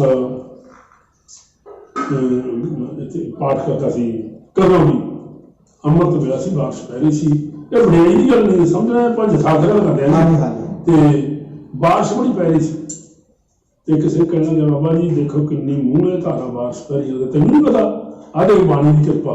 ਮਰਾਰ ਦੀ ਵਾਰ ਭਾਈ ਕੌਰ ਸਿੰਘ ਨਹੀਂ ਪੜ੍ਹੀ ਜਾਂਦੇ, ਮਰਾਰ ਦੀ ਵਾਰ ਚ ਸ਼ਕਤੀਆਂ ਵਰਖਾ ਪੈਂਦੀ ਹੈ। ਤੇ ਉਸ ਨੇ ਮੈਨੂੰ ਆ ਕੇ ਦੱਸਿਆ, ਮੈਂ ਕਿਹਾ ਨਹੀਂ ਮਰਾਰ ਬਾਣੀ ਚ ਆਉਂਦੇ, ਹਾਂ ਬਾਬਾ ਨੇ ਕਿਹਾ ਹੈ। ਚਲੋ ਇੱਥੇ ਬੜੀ ਆਉਣ ਲੱਗੀ ਹੋਈ ਸੀ, ਪਤਾ ਮੰਗ ਜੋ ਸੰਤਾਂ ਦੀ ਬਖਸ਼ੀ ਦਾ ਪਾਠ ਚੱਲ ਰਿਹਾ ਸੀ, ਤੇ ਮੈਂ ਆਲੂਪੁਰ ਕਮਾਣੇ ਵਾਲੇ ਬਾਬਾ ਕੋਲ ਗੱਲ ਕਰੀ, ਕਹਿਣ ਕਿ ਮਰਾਰ ਜੇ ਵਰਸ਼ਾ ਪੈ ਜੇ ਤੇ ਆਪਾਂ ਹੁਣ ਮਰਾਰ ਦੀ ਵਾਰੀ ਵਰਨੀ ਕਰਦੇ ਹਾਂ। ਆਪਾਂ 500 ਪਾਠੀ ਹੈ, ਇਹਨਾਂ ਦੇ 100 ਪਾਠੀ ਲੈ ਲੈਣੇ, ਘੱਟ ਲੈ ਲੈਣੇ, ਵੱਧ ਪੜ ਲਾਂਗੇ ਤੇ ਆਪਾਂ ਕਰਦੇ ਹਾਂ। ਮੈਂ ਸਭ ਇੱਥੇ ਸਾਰੇ ਪੰਛੀਆਂ ਨਾਲ ਰਾਏ ਵਿਚਾਰ ਕਰਕੇ ਜੀ ਤੇ ਮਲਾਰ ਦੀ ਕੇਸ਼ੀ ਇਸ਼ਨਾਨ ਕਰਾ ਕੇ ਸਾਰਿਆਂ ਨੂੰ ਤੇ ਮਲਾਰ ਦੀ ਵਾਰ ਪਾਠ ਦੇ ਗੁਰੂ ਕੇ ਮਰਜ਼ਾਦਾ ਨਾਲ ਸ਼ੁਰੂ ਕਰਤਾ। ਉਦੋਂ ਪਹਿਲਾਂ ਗੱਲ ਕੀਤੀ, ਮਹਾਰਾਜ ਜੀ ਅਰਦਾਸ ਕਿਸੇ ਮਹਾਂਪੁਰਸ਼ ਨੂੰ ਮਿਲ ਜਾਂਦੀ ਸੀ, ਅਰਦਾਸ ਨਹੀਂ ਮਹਾਰਾਜ ਕਿਸੇ ਮਹਾਂਪੁਰਸ਼ ਤੋਂ ਅਰਦਾਸ ਕਰਾਈਏ। ਉਹ ਕਹਿੰਦੇ ਗਿਆਨੀ ਜੀ ਨੂੰ ਬੇਨਤੀ ਕਰ ਰਹੇ ਨੇ, ਮੈਂ ਫੋਨ ਕਰਦਾ, ਜੇ ਵਿਹਲੇ ਹੋਏ ਤਾਂ ਦੇ ਦੇਣਾ। ਅੱਛਾ ਜੀ। ਉਹਨਾਂ ਨੇ ਬਾਬੇ ਕਮਾਣਾ ਹਰਚੰਦ ਸਿੰਘ ਨੇ, ਬਾਬੇ ਨੇ ਆਲੂਪੁਰ ਵਾਲੇ ਨੇ ਗਿਆਨੀ ਜਗਤਾਰ ਸਿੰਘ ਨੂੰ ਫੋਨ ਲਾਇਆ। ਉਹ ਕਹਿੰਦੇ ਹੁਣੇ ਹੋਏ ਅਸੀਂ। ਉਹਨਾਂ ਨੇ ਅਰਦਾਸ ਕਰਤੀ, ਪ੍ਰਾਰੰਭਤਾ ਦੀ ਭੋਗ ਪਾਤਾ, ਪਿਛਲੀ ਅਰਦਾਸ ਕਰਤੀ ਤੇ ਚਲੋ ਜੀ ਗੁਰੂ ਕਿਰਪਾ ਕਰੂਗਾ। ਇਹ ਅਸੀਂ ਕਹਿ ਕੇ ਬਾਹਰ ਆ ਗਏ। ਬਾਹਰ ਆਏ ਤੇ ਗਿਆਨੀ ਜਗਤਾਰ ਸਿੰਘ ਤਾਂ ਬੱਸ ਨੂੰ ਚਲੇ ਇੱਧਰ ਆ ਗਏ ਖੂਨ ਤੇ ਗਿਆਨੀ ਹਰਚੰਦ ਸਿੰਘ ਜੀ ਤੇ ਬੱਗਾ ਜੀ ਤੇ ਬਾਬਾ ਜੀ ਮਹਿਰਮਾਨੀ ਨੇ ਮਗਰ ਬਣਾ ਦੇ ਬਣੀ। ਅੱਛਾ ਜੀ। ਤੇ ਬੱਦਲ ਜਿਹੇ ਹੋ ਗਏ, ਮੈਂ ਲਿਖਿਆ ਵੀ ਗੁਰੂ ਕਿਰਪਾ ਹੀ ਕਰ ਦੇਵੇ। ਤੇ ਬੱਦਲ ਹੋਏ ਤੇ 10 ਮਿੰਟਾਂ ਬਾਅਦ ਥੋੜੀ ਥੋੜੀ ਕਣੀਆਂ ਜਿਹੀਆਂ ਨਿਕਲ ਆਈਆਂ। ਠੀਕ ਹੈ। ਮਹਾਰਾਜ ਮੀਂਹ ਪਵੇ ਨਾ ਪਵੇ ਬਚਨ ਦਾ ਪੂਰਾ ਹੋਵੇ, ਥੋੜਾ ਪੈ ਬੜਾ ਪੈ ਕਿਉਂ ਕਣੀਆਂ ਪੈਣ ਲੱਗੀਆਂ। ਅਸੀਂ ਫੋਨ ਲਾਇਆ ਜੀ ਗਿਆਨੀ ਨੂੰ ਤੇ ਗਿਆਨੀ ਜੀ ਕਹਿੰਦੇ ਸਾਡੇ ਕੋਲ ਤਾਂ ਮੀਂਹ ਪਈ ਜਾਂਦਾ, ਸਤਿਗੁਰੂ ਦਾ ਟੱਪਿਆ ਸਾਡੇ ਕੋਲ ਤਾਂ ਮੀਂਹ ਪੈਣ ਲੱਗ ਗਿਆ। ਫਿਰ ਫੋਨ ਲਾਇਆ ਇੱਧਰ ਬਾਬਾ ਜੀ ਨੂੰ, ਬਾਬਾ ਦਰਸ਼ਨ ਸਿੰਘ ਹੋਰਾਂ ਨੂੰ ਤੇ ਬਾਬੇ ਆਲੂਪੁਰ ਕਮਾਣੇ ਵਾਲੇ ਨੂੰ, ਅਗੇ ਸਾਡੇ ਕੋਲ ਤਾਂ ਮੀਂਹ ਪਈ ਜਾਂਦਾ। ਅੱਛਾ ਜੀ। 5 ਮਿੰਟਾਂ ਬਾਅਦ ਆਇਆ ਭਾਈ ਬਦਲ ਜੈ ਘਰ ਹੋਈ। ਇਹ ਪ੍ਰਤੱਖ ਹੈ ਜੀ। ਠੀਕ ਹੈ। ਨਾਲੇ ਸਾਰੇ ਪਿੰਡ ਨੂੰ ਪਤਾ ਹੈ, ਜਿੰਨੇ ਪਾਠੀ ਸਾਰੇ ਜ਼ਿਲ੍ਹੇ ਨੂੰ ਪਤਾ, ਗੁਰੂ ਦੀ ਕਿਰਪਾ ਨਾਲ ਵਾਸ ਪਈ। ਨਿਸ਼ਚਿਤ ਦੀ ਗੱਲ ਹੈ, ਗੱਲ ਸਭ ਦਾ ਨਿਸ਼ਚਿਤ ਦੀ ਹੈ ਜੀ। ਹਾਂ, ਭਾਵਨਾ ਦੀ ਹੈ। ਹਾਂਜੀ।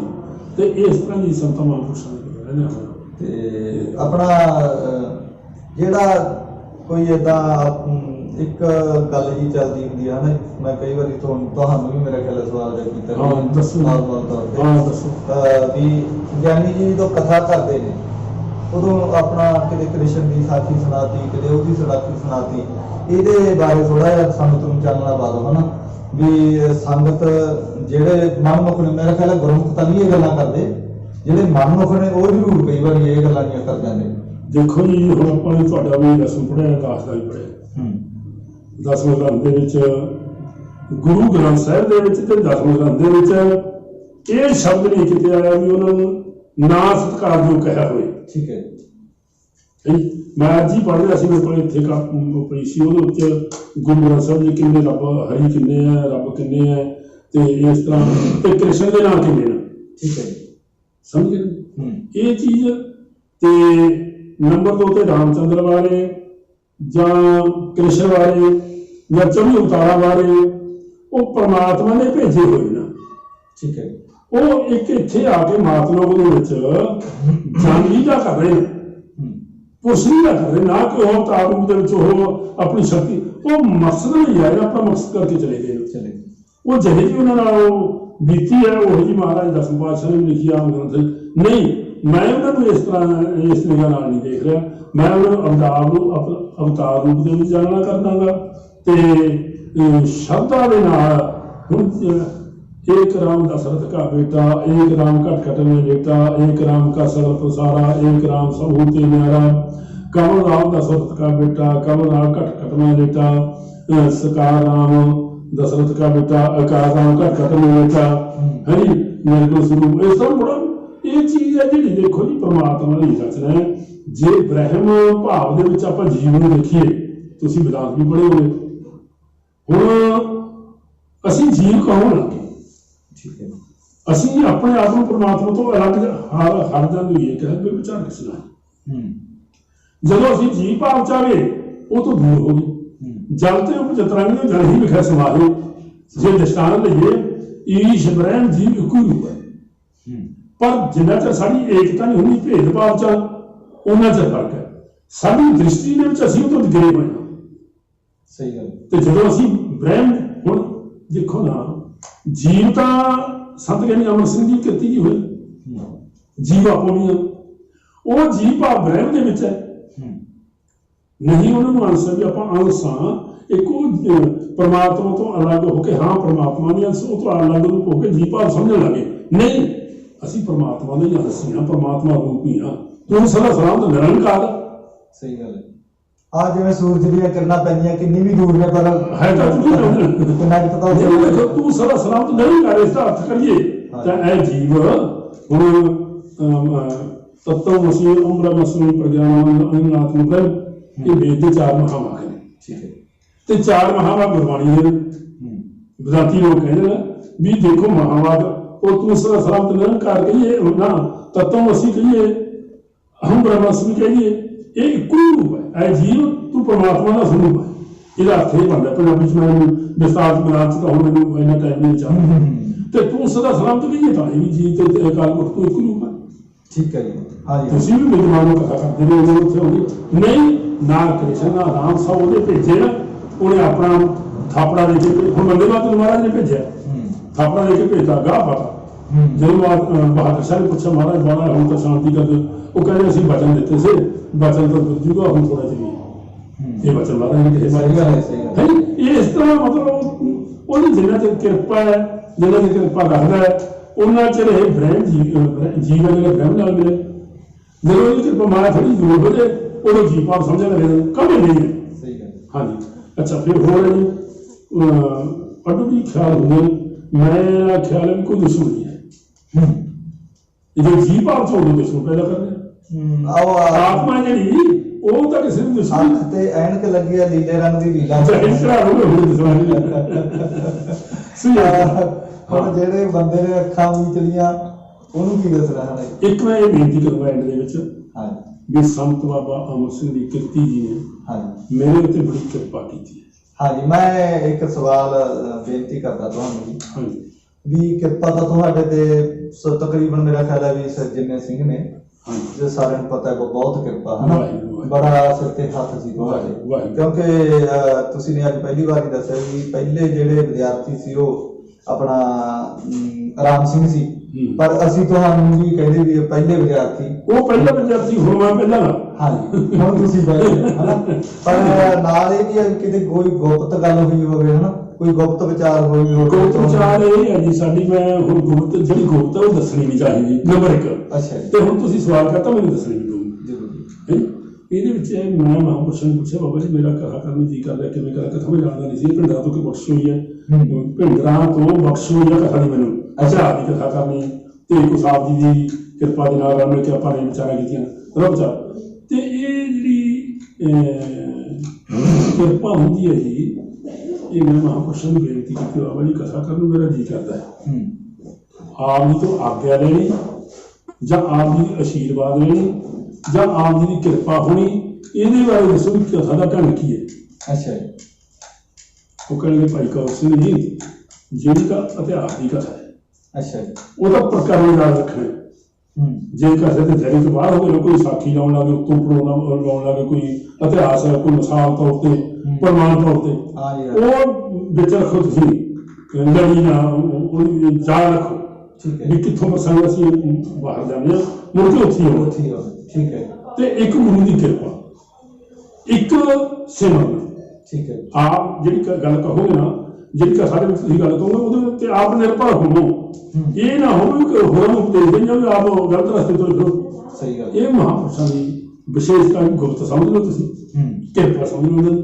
ਦਾਸ ਦੇ ਉੱਤੇ ਭਾਰੀ ਕਿਰਪਾ ਕੀਤੀ ਉਹਨਾਂ ਨੇ। ਮੈਂ ਇਹ ਕੋਈ ਸਮਝ ਤੁਹਾਨੂੰ ਜਦੋਂ ਸੰਤ ਮਹਾਂਪੁਰਸ਼ ਚੜ੍ਹਾਈ ਕਰਦੇ ਉਹਦੇ ਮੈਂ ਵੀ ਕੋਲੇ ਨਹੀਂ ਸੀ ਘਰੇ ਵਗ ਗਿਆ, ਕੁਦਰਤੀ ਕਦੇ ਨਹੀਂ ਪੈ ਗਏ ਸੀ ਘਰੇ।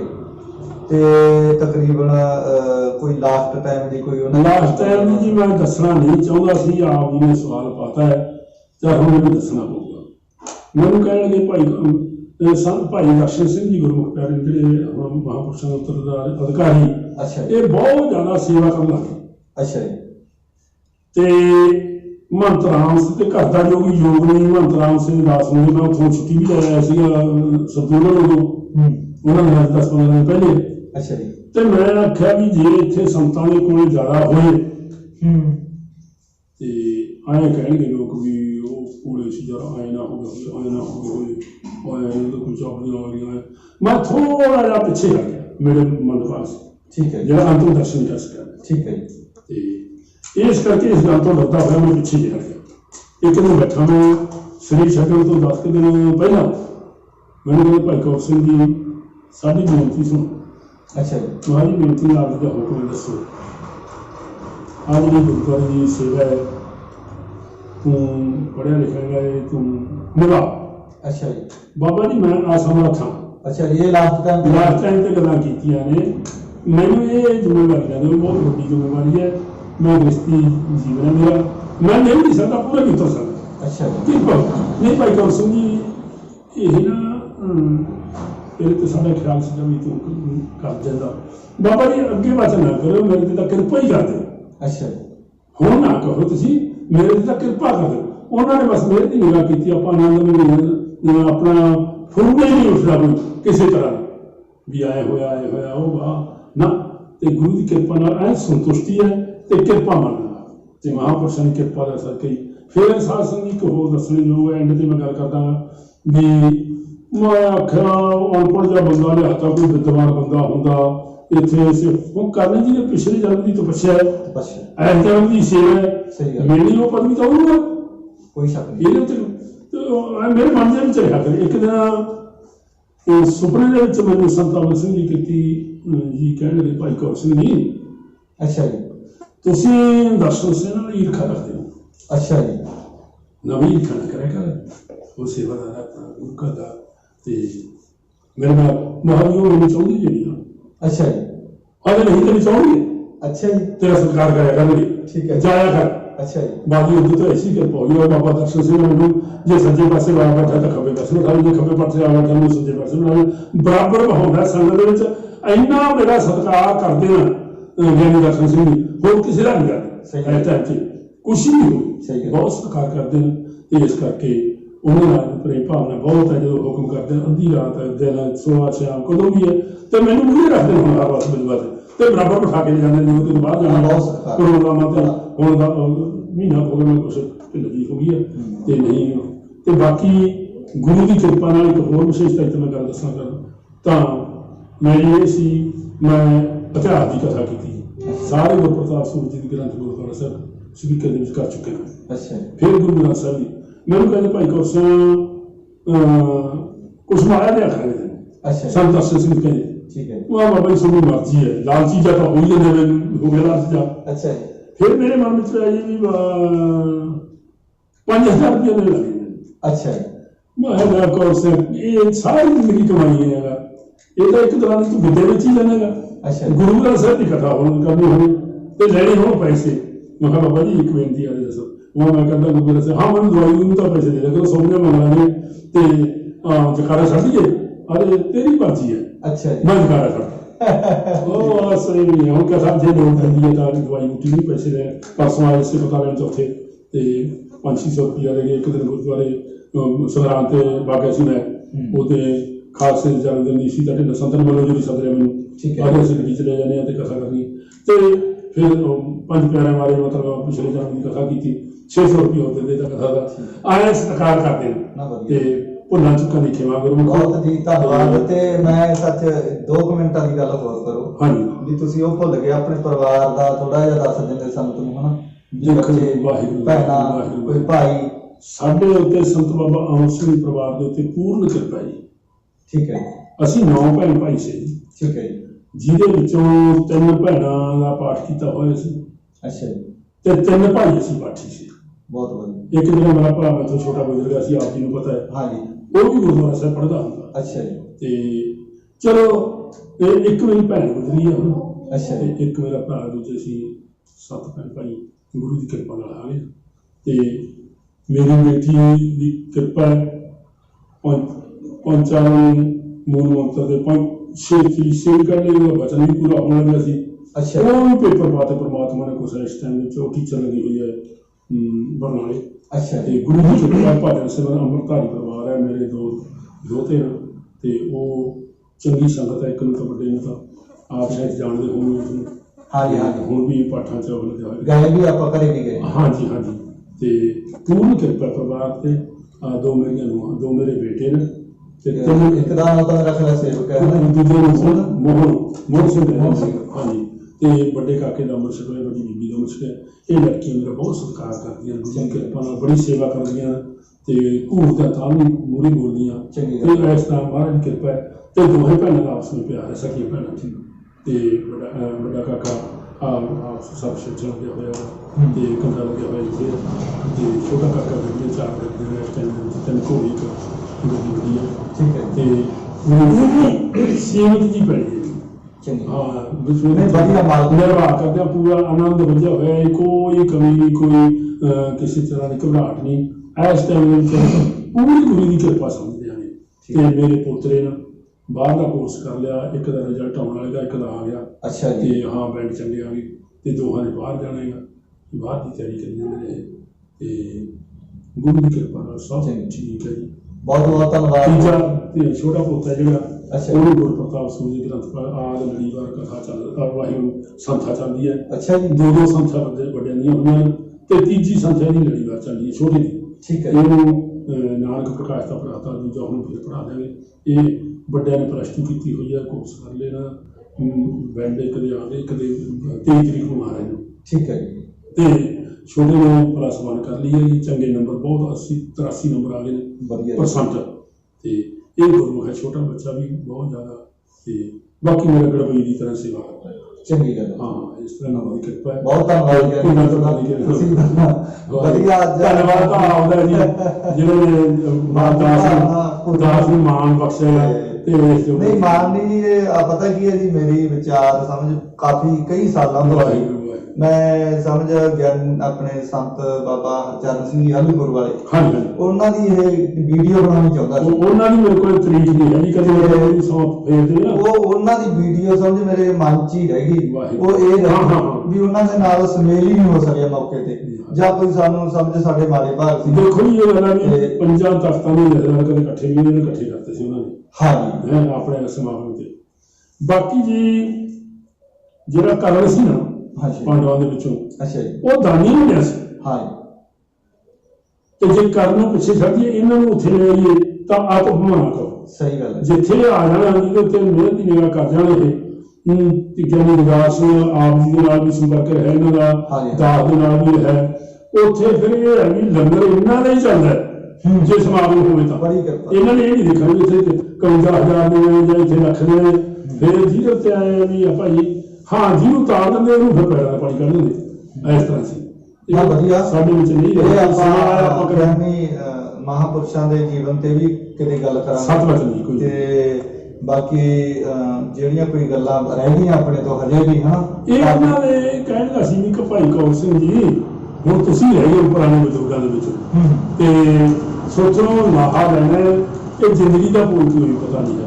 ਉਹ ਇਸ ਤਰ੍ਹਾਂ ਕਰਦੇ ਕਰਦੇ ਵਿਚਾਰੀ ਆਪ ਹੀ ਪਹਿਲਾਂ ਚੱਲ ਗਏ। ਚਲੋ ਇਹ ਤਾਂ ਹੁਕਮ ਹੈ ਪਰਮਾਤਮਾ ਦਾ ਤੇ ਗੁਰੂ ਕਿਰਪਾ ਕਰੇ ਆਪਣੇ ਚਰਨਾਂ ਵਿੱਚ ਨਿਵਾਸ ਬਖਸ਼ੇ ਉਹਨਾਂ ਨੂੰ। ਪਰ ਉਹਨਾਂ ਦੀ ਜਿਹੜੀ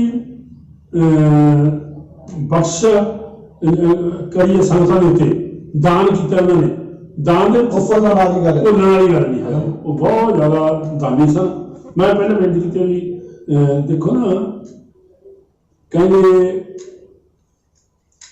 ਜਿਹੜਾ ਮੰਗਤਾ ਹੁੰਦਾ ਇਹ ਬਹੁਤ ਹੌਲਾ ਹੁੰਦਾ, ਕੱਖਾਂ ਤੋਂ ਵੀ ਹੌਲਾ ਹੁੰਦਾ ਹੈ। ਠੀਕ ਹੈ। ਅੱਕ ਦਾ ਤੁੰਬਾ ਜਾਂ ਰੂੰ ਕਹਿ ਲਓ, ਇਹ ਸਭ ਤੋਂ ਹੌਲੀ ਹੈ, ਹਵਾ ਡਾ ਕੇ ਲੈ ਜਾਂਦੀ ਹੈ। ਸਹੀ ਗੱਲ ਹੈ ਵੀ ਫਿਰ ਐਡੇ ਦਾਨੀ ਨੂੰ ਹਵਾ ਕਿਉਂ ਨਹੀਂ ਡੋਗੀ? ਇੱਕ ਮੰਗਤੇ ਨੂੰ ਹਵਾ ਕਿਉਂ ਨਹੀਂ ਡੋਗੀ? ਸਵਾਲ ਹੋ ਜਾਂਦਾ ਵੀ ਮੰਗਤੇ ਨੂੰ ਹੌਲਾ ਕਹਿ ਲਓ, ਹਵਾ ਕਿਉਂ ਨਹੀਂ ਡੋਗੀ? ਰੂੰ ਦਾ ਪ੍ਰਮਾਣ ਦਿੱਤਾ, ਅੱਕ ਦੇ ਖੰਭੇ ਦਾ ਪ੍ਰਮਾਣ ਦਿੱਤਾ, ਕੱਖ ਦਾ ਪ੍ਰਮਾਣ ਦਿੱਤਾ, ਇਹਨੂੰ ਤਾਂ ਹਵਾ ਡਾ ਜਾਂਦੀ ਹੈ, ਮੰਗਤੇ ਨੂੰ ਕਿਉਂ ਨਹੀਂ ਡੋਗੀ? ਅੱਛਾ ਜੀ, ਸਵਾਲ ਹੋ ਗਿਆ ਨਾ। ਹਾਂ ਜੀ, ਹੋ ਗਏ। ਉਹ ਹਵਾ ਕਹਿੰਦੀ ਮੈਥੋਂ ਮੰਨਦਾ ਹੋਵੇ ਬਸ, ਤਾਂ ਨਹੀਂ ਡੋਗੀ। ਵਾਹਿਗੁਰੂ ਜੀ ਕਾ ਖਾਲਸਾ, ਵਾਹਿਗੁਰੂ ਜੀ ਕੀ ਫਤਿਹ। ਤੇ ਬਹੁਤ ਬਹੁਤ ਧੰਨਵਾਦ ਜੀ ਗਿਆਨੀ ਕੌਰ ਸਿੰਘ ਜੀ ਦਾ, ਤੇ ਜਿਨ੍ਹਾਂ ਨੇ ਸਾਡੇ ਨਾਲ ਵਿਚਾਰ ਕੀਤੀ ਹੈ। ਸਾਡਾ ਮਨ ਸੀ ਕਿ ਇਹਨਾਂ ਦੇ ਨਾਲ ਅਸੀਂ ਵਿਚਾਰ ਜ਼ਰੂਰ ਕਰੀਏ, ਕਿਉਂਕਿ ਮੈਂ ਪਹਿਲੀਆਂ 'ਚ ਵੀ ਦੱਸਿਆ ਵੀ ਸਾਡੇ 'ਚ ਜਦੋਂ ਕੋਈ ਇਨਸਾਨ ਵਗ ਜਾਂਦਾ ਹੈ ਉਦੋਂ ਅਸੀਂ ਉਹਨੂੰ ਯਾਦ ਕਰਦੇ ਹਾਂ। ਤੇ ਜਿਵੇਂ ਗਿਆਨੀ ਕੌਰ ਸਿੰਘ ਜੀਆਂ ਨੂੰ ਔਰ ਮਹਾਂਪੁਰਸ਼ਾਂ ਦੇ ਲਵੇ ਰਹਿ ਕੇ ਸਮਾਂ ਬਤੀਤ ਕਰਨ ਦਾ ਸਮਾਂ ਮਿਲਿਆ, ਤੇ ਇਹਨਾਂ ਨੇ ਵੀ ਕਾਫੀ ਭੱਜ ਨੱਠ ਕੀਤੀ ਮਹਾਂਪੁਰਸ਼ਾਂ ਦੇ ਜੀਵਨ ਦੇ ਆਧਾਰ ਤੇ। ਬਾਅਦ 'ਚ ਜੀਵਨ ਲਿਖਿਆ, ਤੇ ਸਾਡੇ 'ਚੋਂ ਸੰਤ ਬਾਬਾ ਹਰਚਰਨ ਸਿੰਘ ਜੀ ਕਮਾਣੇ ਵਾਲੇ ਸੱਚਖੰਡ ਵਾਸੀ ਹੋ ਚੁੱਕੇ ਨੇ। ਤੇ ਉਹਨਾਂ ਦੇ ਜਾਣ ਤੋਂ ਬਾਅਦ ਸਾਰੀ ਸੋਚਦੇ ਰਹੇ ਵੀ ਯਾਰ ਆਪਾਂ ਕੋਈ ਉਹਨਾਂ ਤੋਂ ਵੀਡੀਓ ਨਾ ਬਣਾਈ ਜਾਂ ਉਹਨਾਂ ਦੀ ਕੋਈ ਬਚਨ ਵਿਲਾਸ ਨਾ ਕੀਤੇ। ਸਾਡੇ 'ਚੋਂ ਗਿਆਨੀ ਚੰਨਨ ਸਿੰਘ ਜੀ ਬੋਹਾ ਵਾਲੇ, ਜੋ ਇਹਨਾਂ ਦੇ ਬੜੇ ਨਜ਼ਦੀਕੀ ਰਹੇ ਨੇ ਮਹਾਂਪੁਰਸ਼ਾਂ ਦੇ ਤੇ ਬੜੇ ਵਿਦਵਾਨ ਸੀ, ਉਹ ਸਾਡੇ 'ਚੋਂ ਬਾਗੇ। ਤੇ ਜਾਣ ਤੋਂ ਬਾਅਦ ਅਸੀਂ ਸੋਚਦੇ ਰਹਿ ਗਏ ਵੀ ਉਹਨਾਂ ਦੀ ਕਿਤੇ ਵੀਡੀਓ ਨਾ ਬਣਾਈ। ਹੁਣ ਮੇਰਾ ਇੱਕ ਜਦੋਂ ਗਿਆਨੀ ਚੰਨਨ ਸਿੰਘ ਜੀ ਸਾਡੇ 'ਚੋਂ ਚਲੇ ਗਏ ਤਾਂ ਉਦੋਂ ਤੋਂ ਹੀ ਮੇਰਾ ਮਨ ਸੀ ਕਿ ਗਿਆਨੀ ਕੌਰ ਸਿੰਘ ਜੀ ਦੀ ਅਸੀਂ ਕੋਈ ਇੰਟਰਵਿਊ ਵੀ ਕਰਨੀ ਹੈ ਤੇ ਵਿਚਾਰ ਵੀ ਲੈਣੇ ਨੇ, ਤੇ ਉਹਨਾਂ ਤੋਂ ਕੋਈ ਜਿਵੇਂ ਸਵਈਏ ਹੋ ਗਏ, ਸੰਸਕ੍ਰਿਤੀ ਹੋ ਗਈ, ਤੇ ਹੋਰ ਕੋਈ ਮਹਿੰਗੀਆਂ ਬਾਣੀਆਂ ਹੋ ਗਈਆਂ, ਉਹਨਾਂ ਦੀ ਵੀ ਰਿਕਾਰਡਿੰਗ ਕਰਨੀ ਹੈ। ਕਿਤੇ ਸਮਾਂ ਦੇਵੇ ਮਾਲਕ ਜ਼ਰੂਰ ਕਰਾਂਗੇ। ਵਿਚਾਰਾ ਕਰਦੇ ਹੋਏ ਕੋਈ ਗਲਤ ਲਫ਼ਜ਼ ਬੋਲਿਆ ਗਿਆ ਹੋਵੇ, ਕੋਈ ਗਲਤੀ ਰਹਿ ਗਈ ਹੋਵੇ ਤਾਂ ਮਾਫ ਕਰਨਾ, ਭੁੱਲਾਂ ਦੀ ਖਿਮਾ ਕਰਨੀ। ਔਰ ਸਾਰੀਆਂ ਸੰਗਤਾਂ ਨੂੰ ਬੇਨਤੀ ਹੈ ਕਿ ਕਿਰਤੀ ਖਾਲਸਾ ਚੈਨਲ ਔਰ ਜੋ ਮਹਾਂਪੁਰਸ਼ਾਂ ਦੇ ਨਾਂ ਤੇ ਬਣਾਇਆ, ਇਹਨੂੰ ਸਬਸਕ੍ਰਾਈਬ ਜ਼ਰੂਰ ਕਰਿਓ, ਤੇ ਨਾਲ ਨਾਲ ਇਹ ਵੀਡੀਓ ਸੁਣ ਕੇ ਔਰ ਗਾਹਾਂ ਸ਼ੇਅਰ ਜ਼ਰੂਰ ਕਰਨੀ ਤਾਂ ਕਿ ਹੋਰ ਵੀ ਕੋਈ ਲਾਹਾ ਲਵੇ। ਭੁੱਲਾਂ ਦੀ ਖਿਮਾ ਜੀ, ਬਹੁਤ ਬਹੁਤ ਧੰਨਵਾਦ ਜੀ। ਹਾਂ, ਮੇਰਾ ਬਹੁਤ ਬਹੁਤ ਸਮਾਂ ਦਿੱਤਾ ਚੈਨਲ ਤੇ। ਗੁਰੂ ਮਹਾਰਾਜ ਚੜ੍ਹਦੀਆਂ ਕਲਾ ਰੱਖੇ, ਨਾਮ ਦੇ ਇਸੇ ਤਰ੍ਹਾਂ ਪਰਉਪਕਾਰ ਕਰਦੇ ਰਹੋ। ਭੁੱਲਾਂ ਚੁੱਕਣ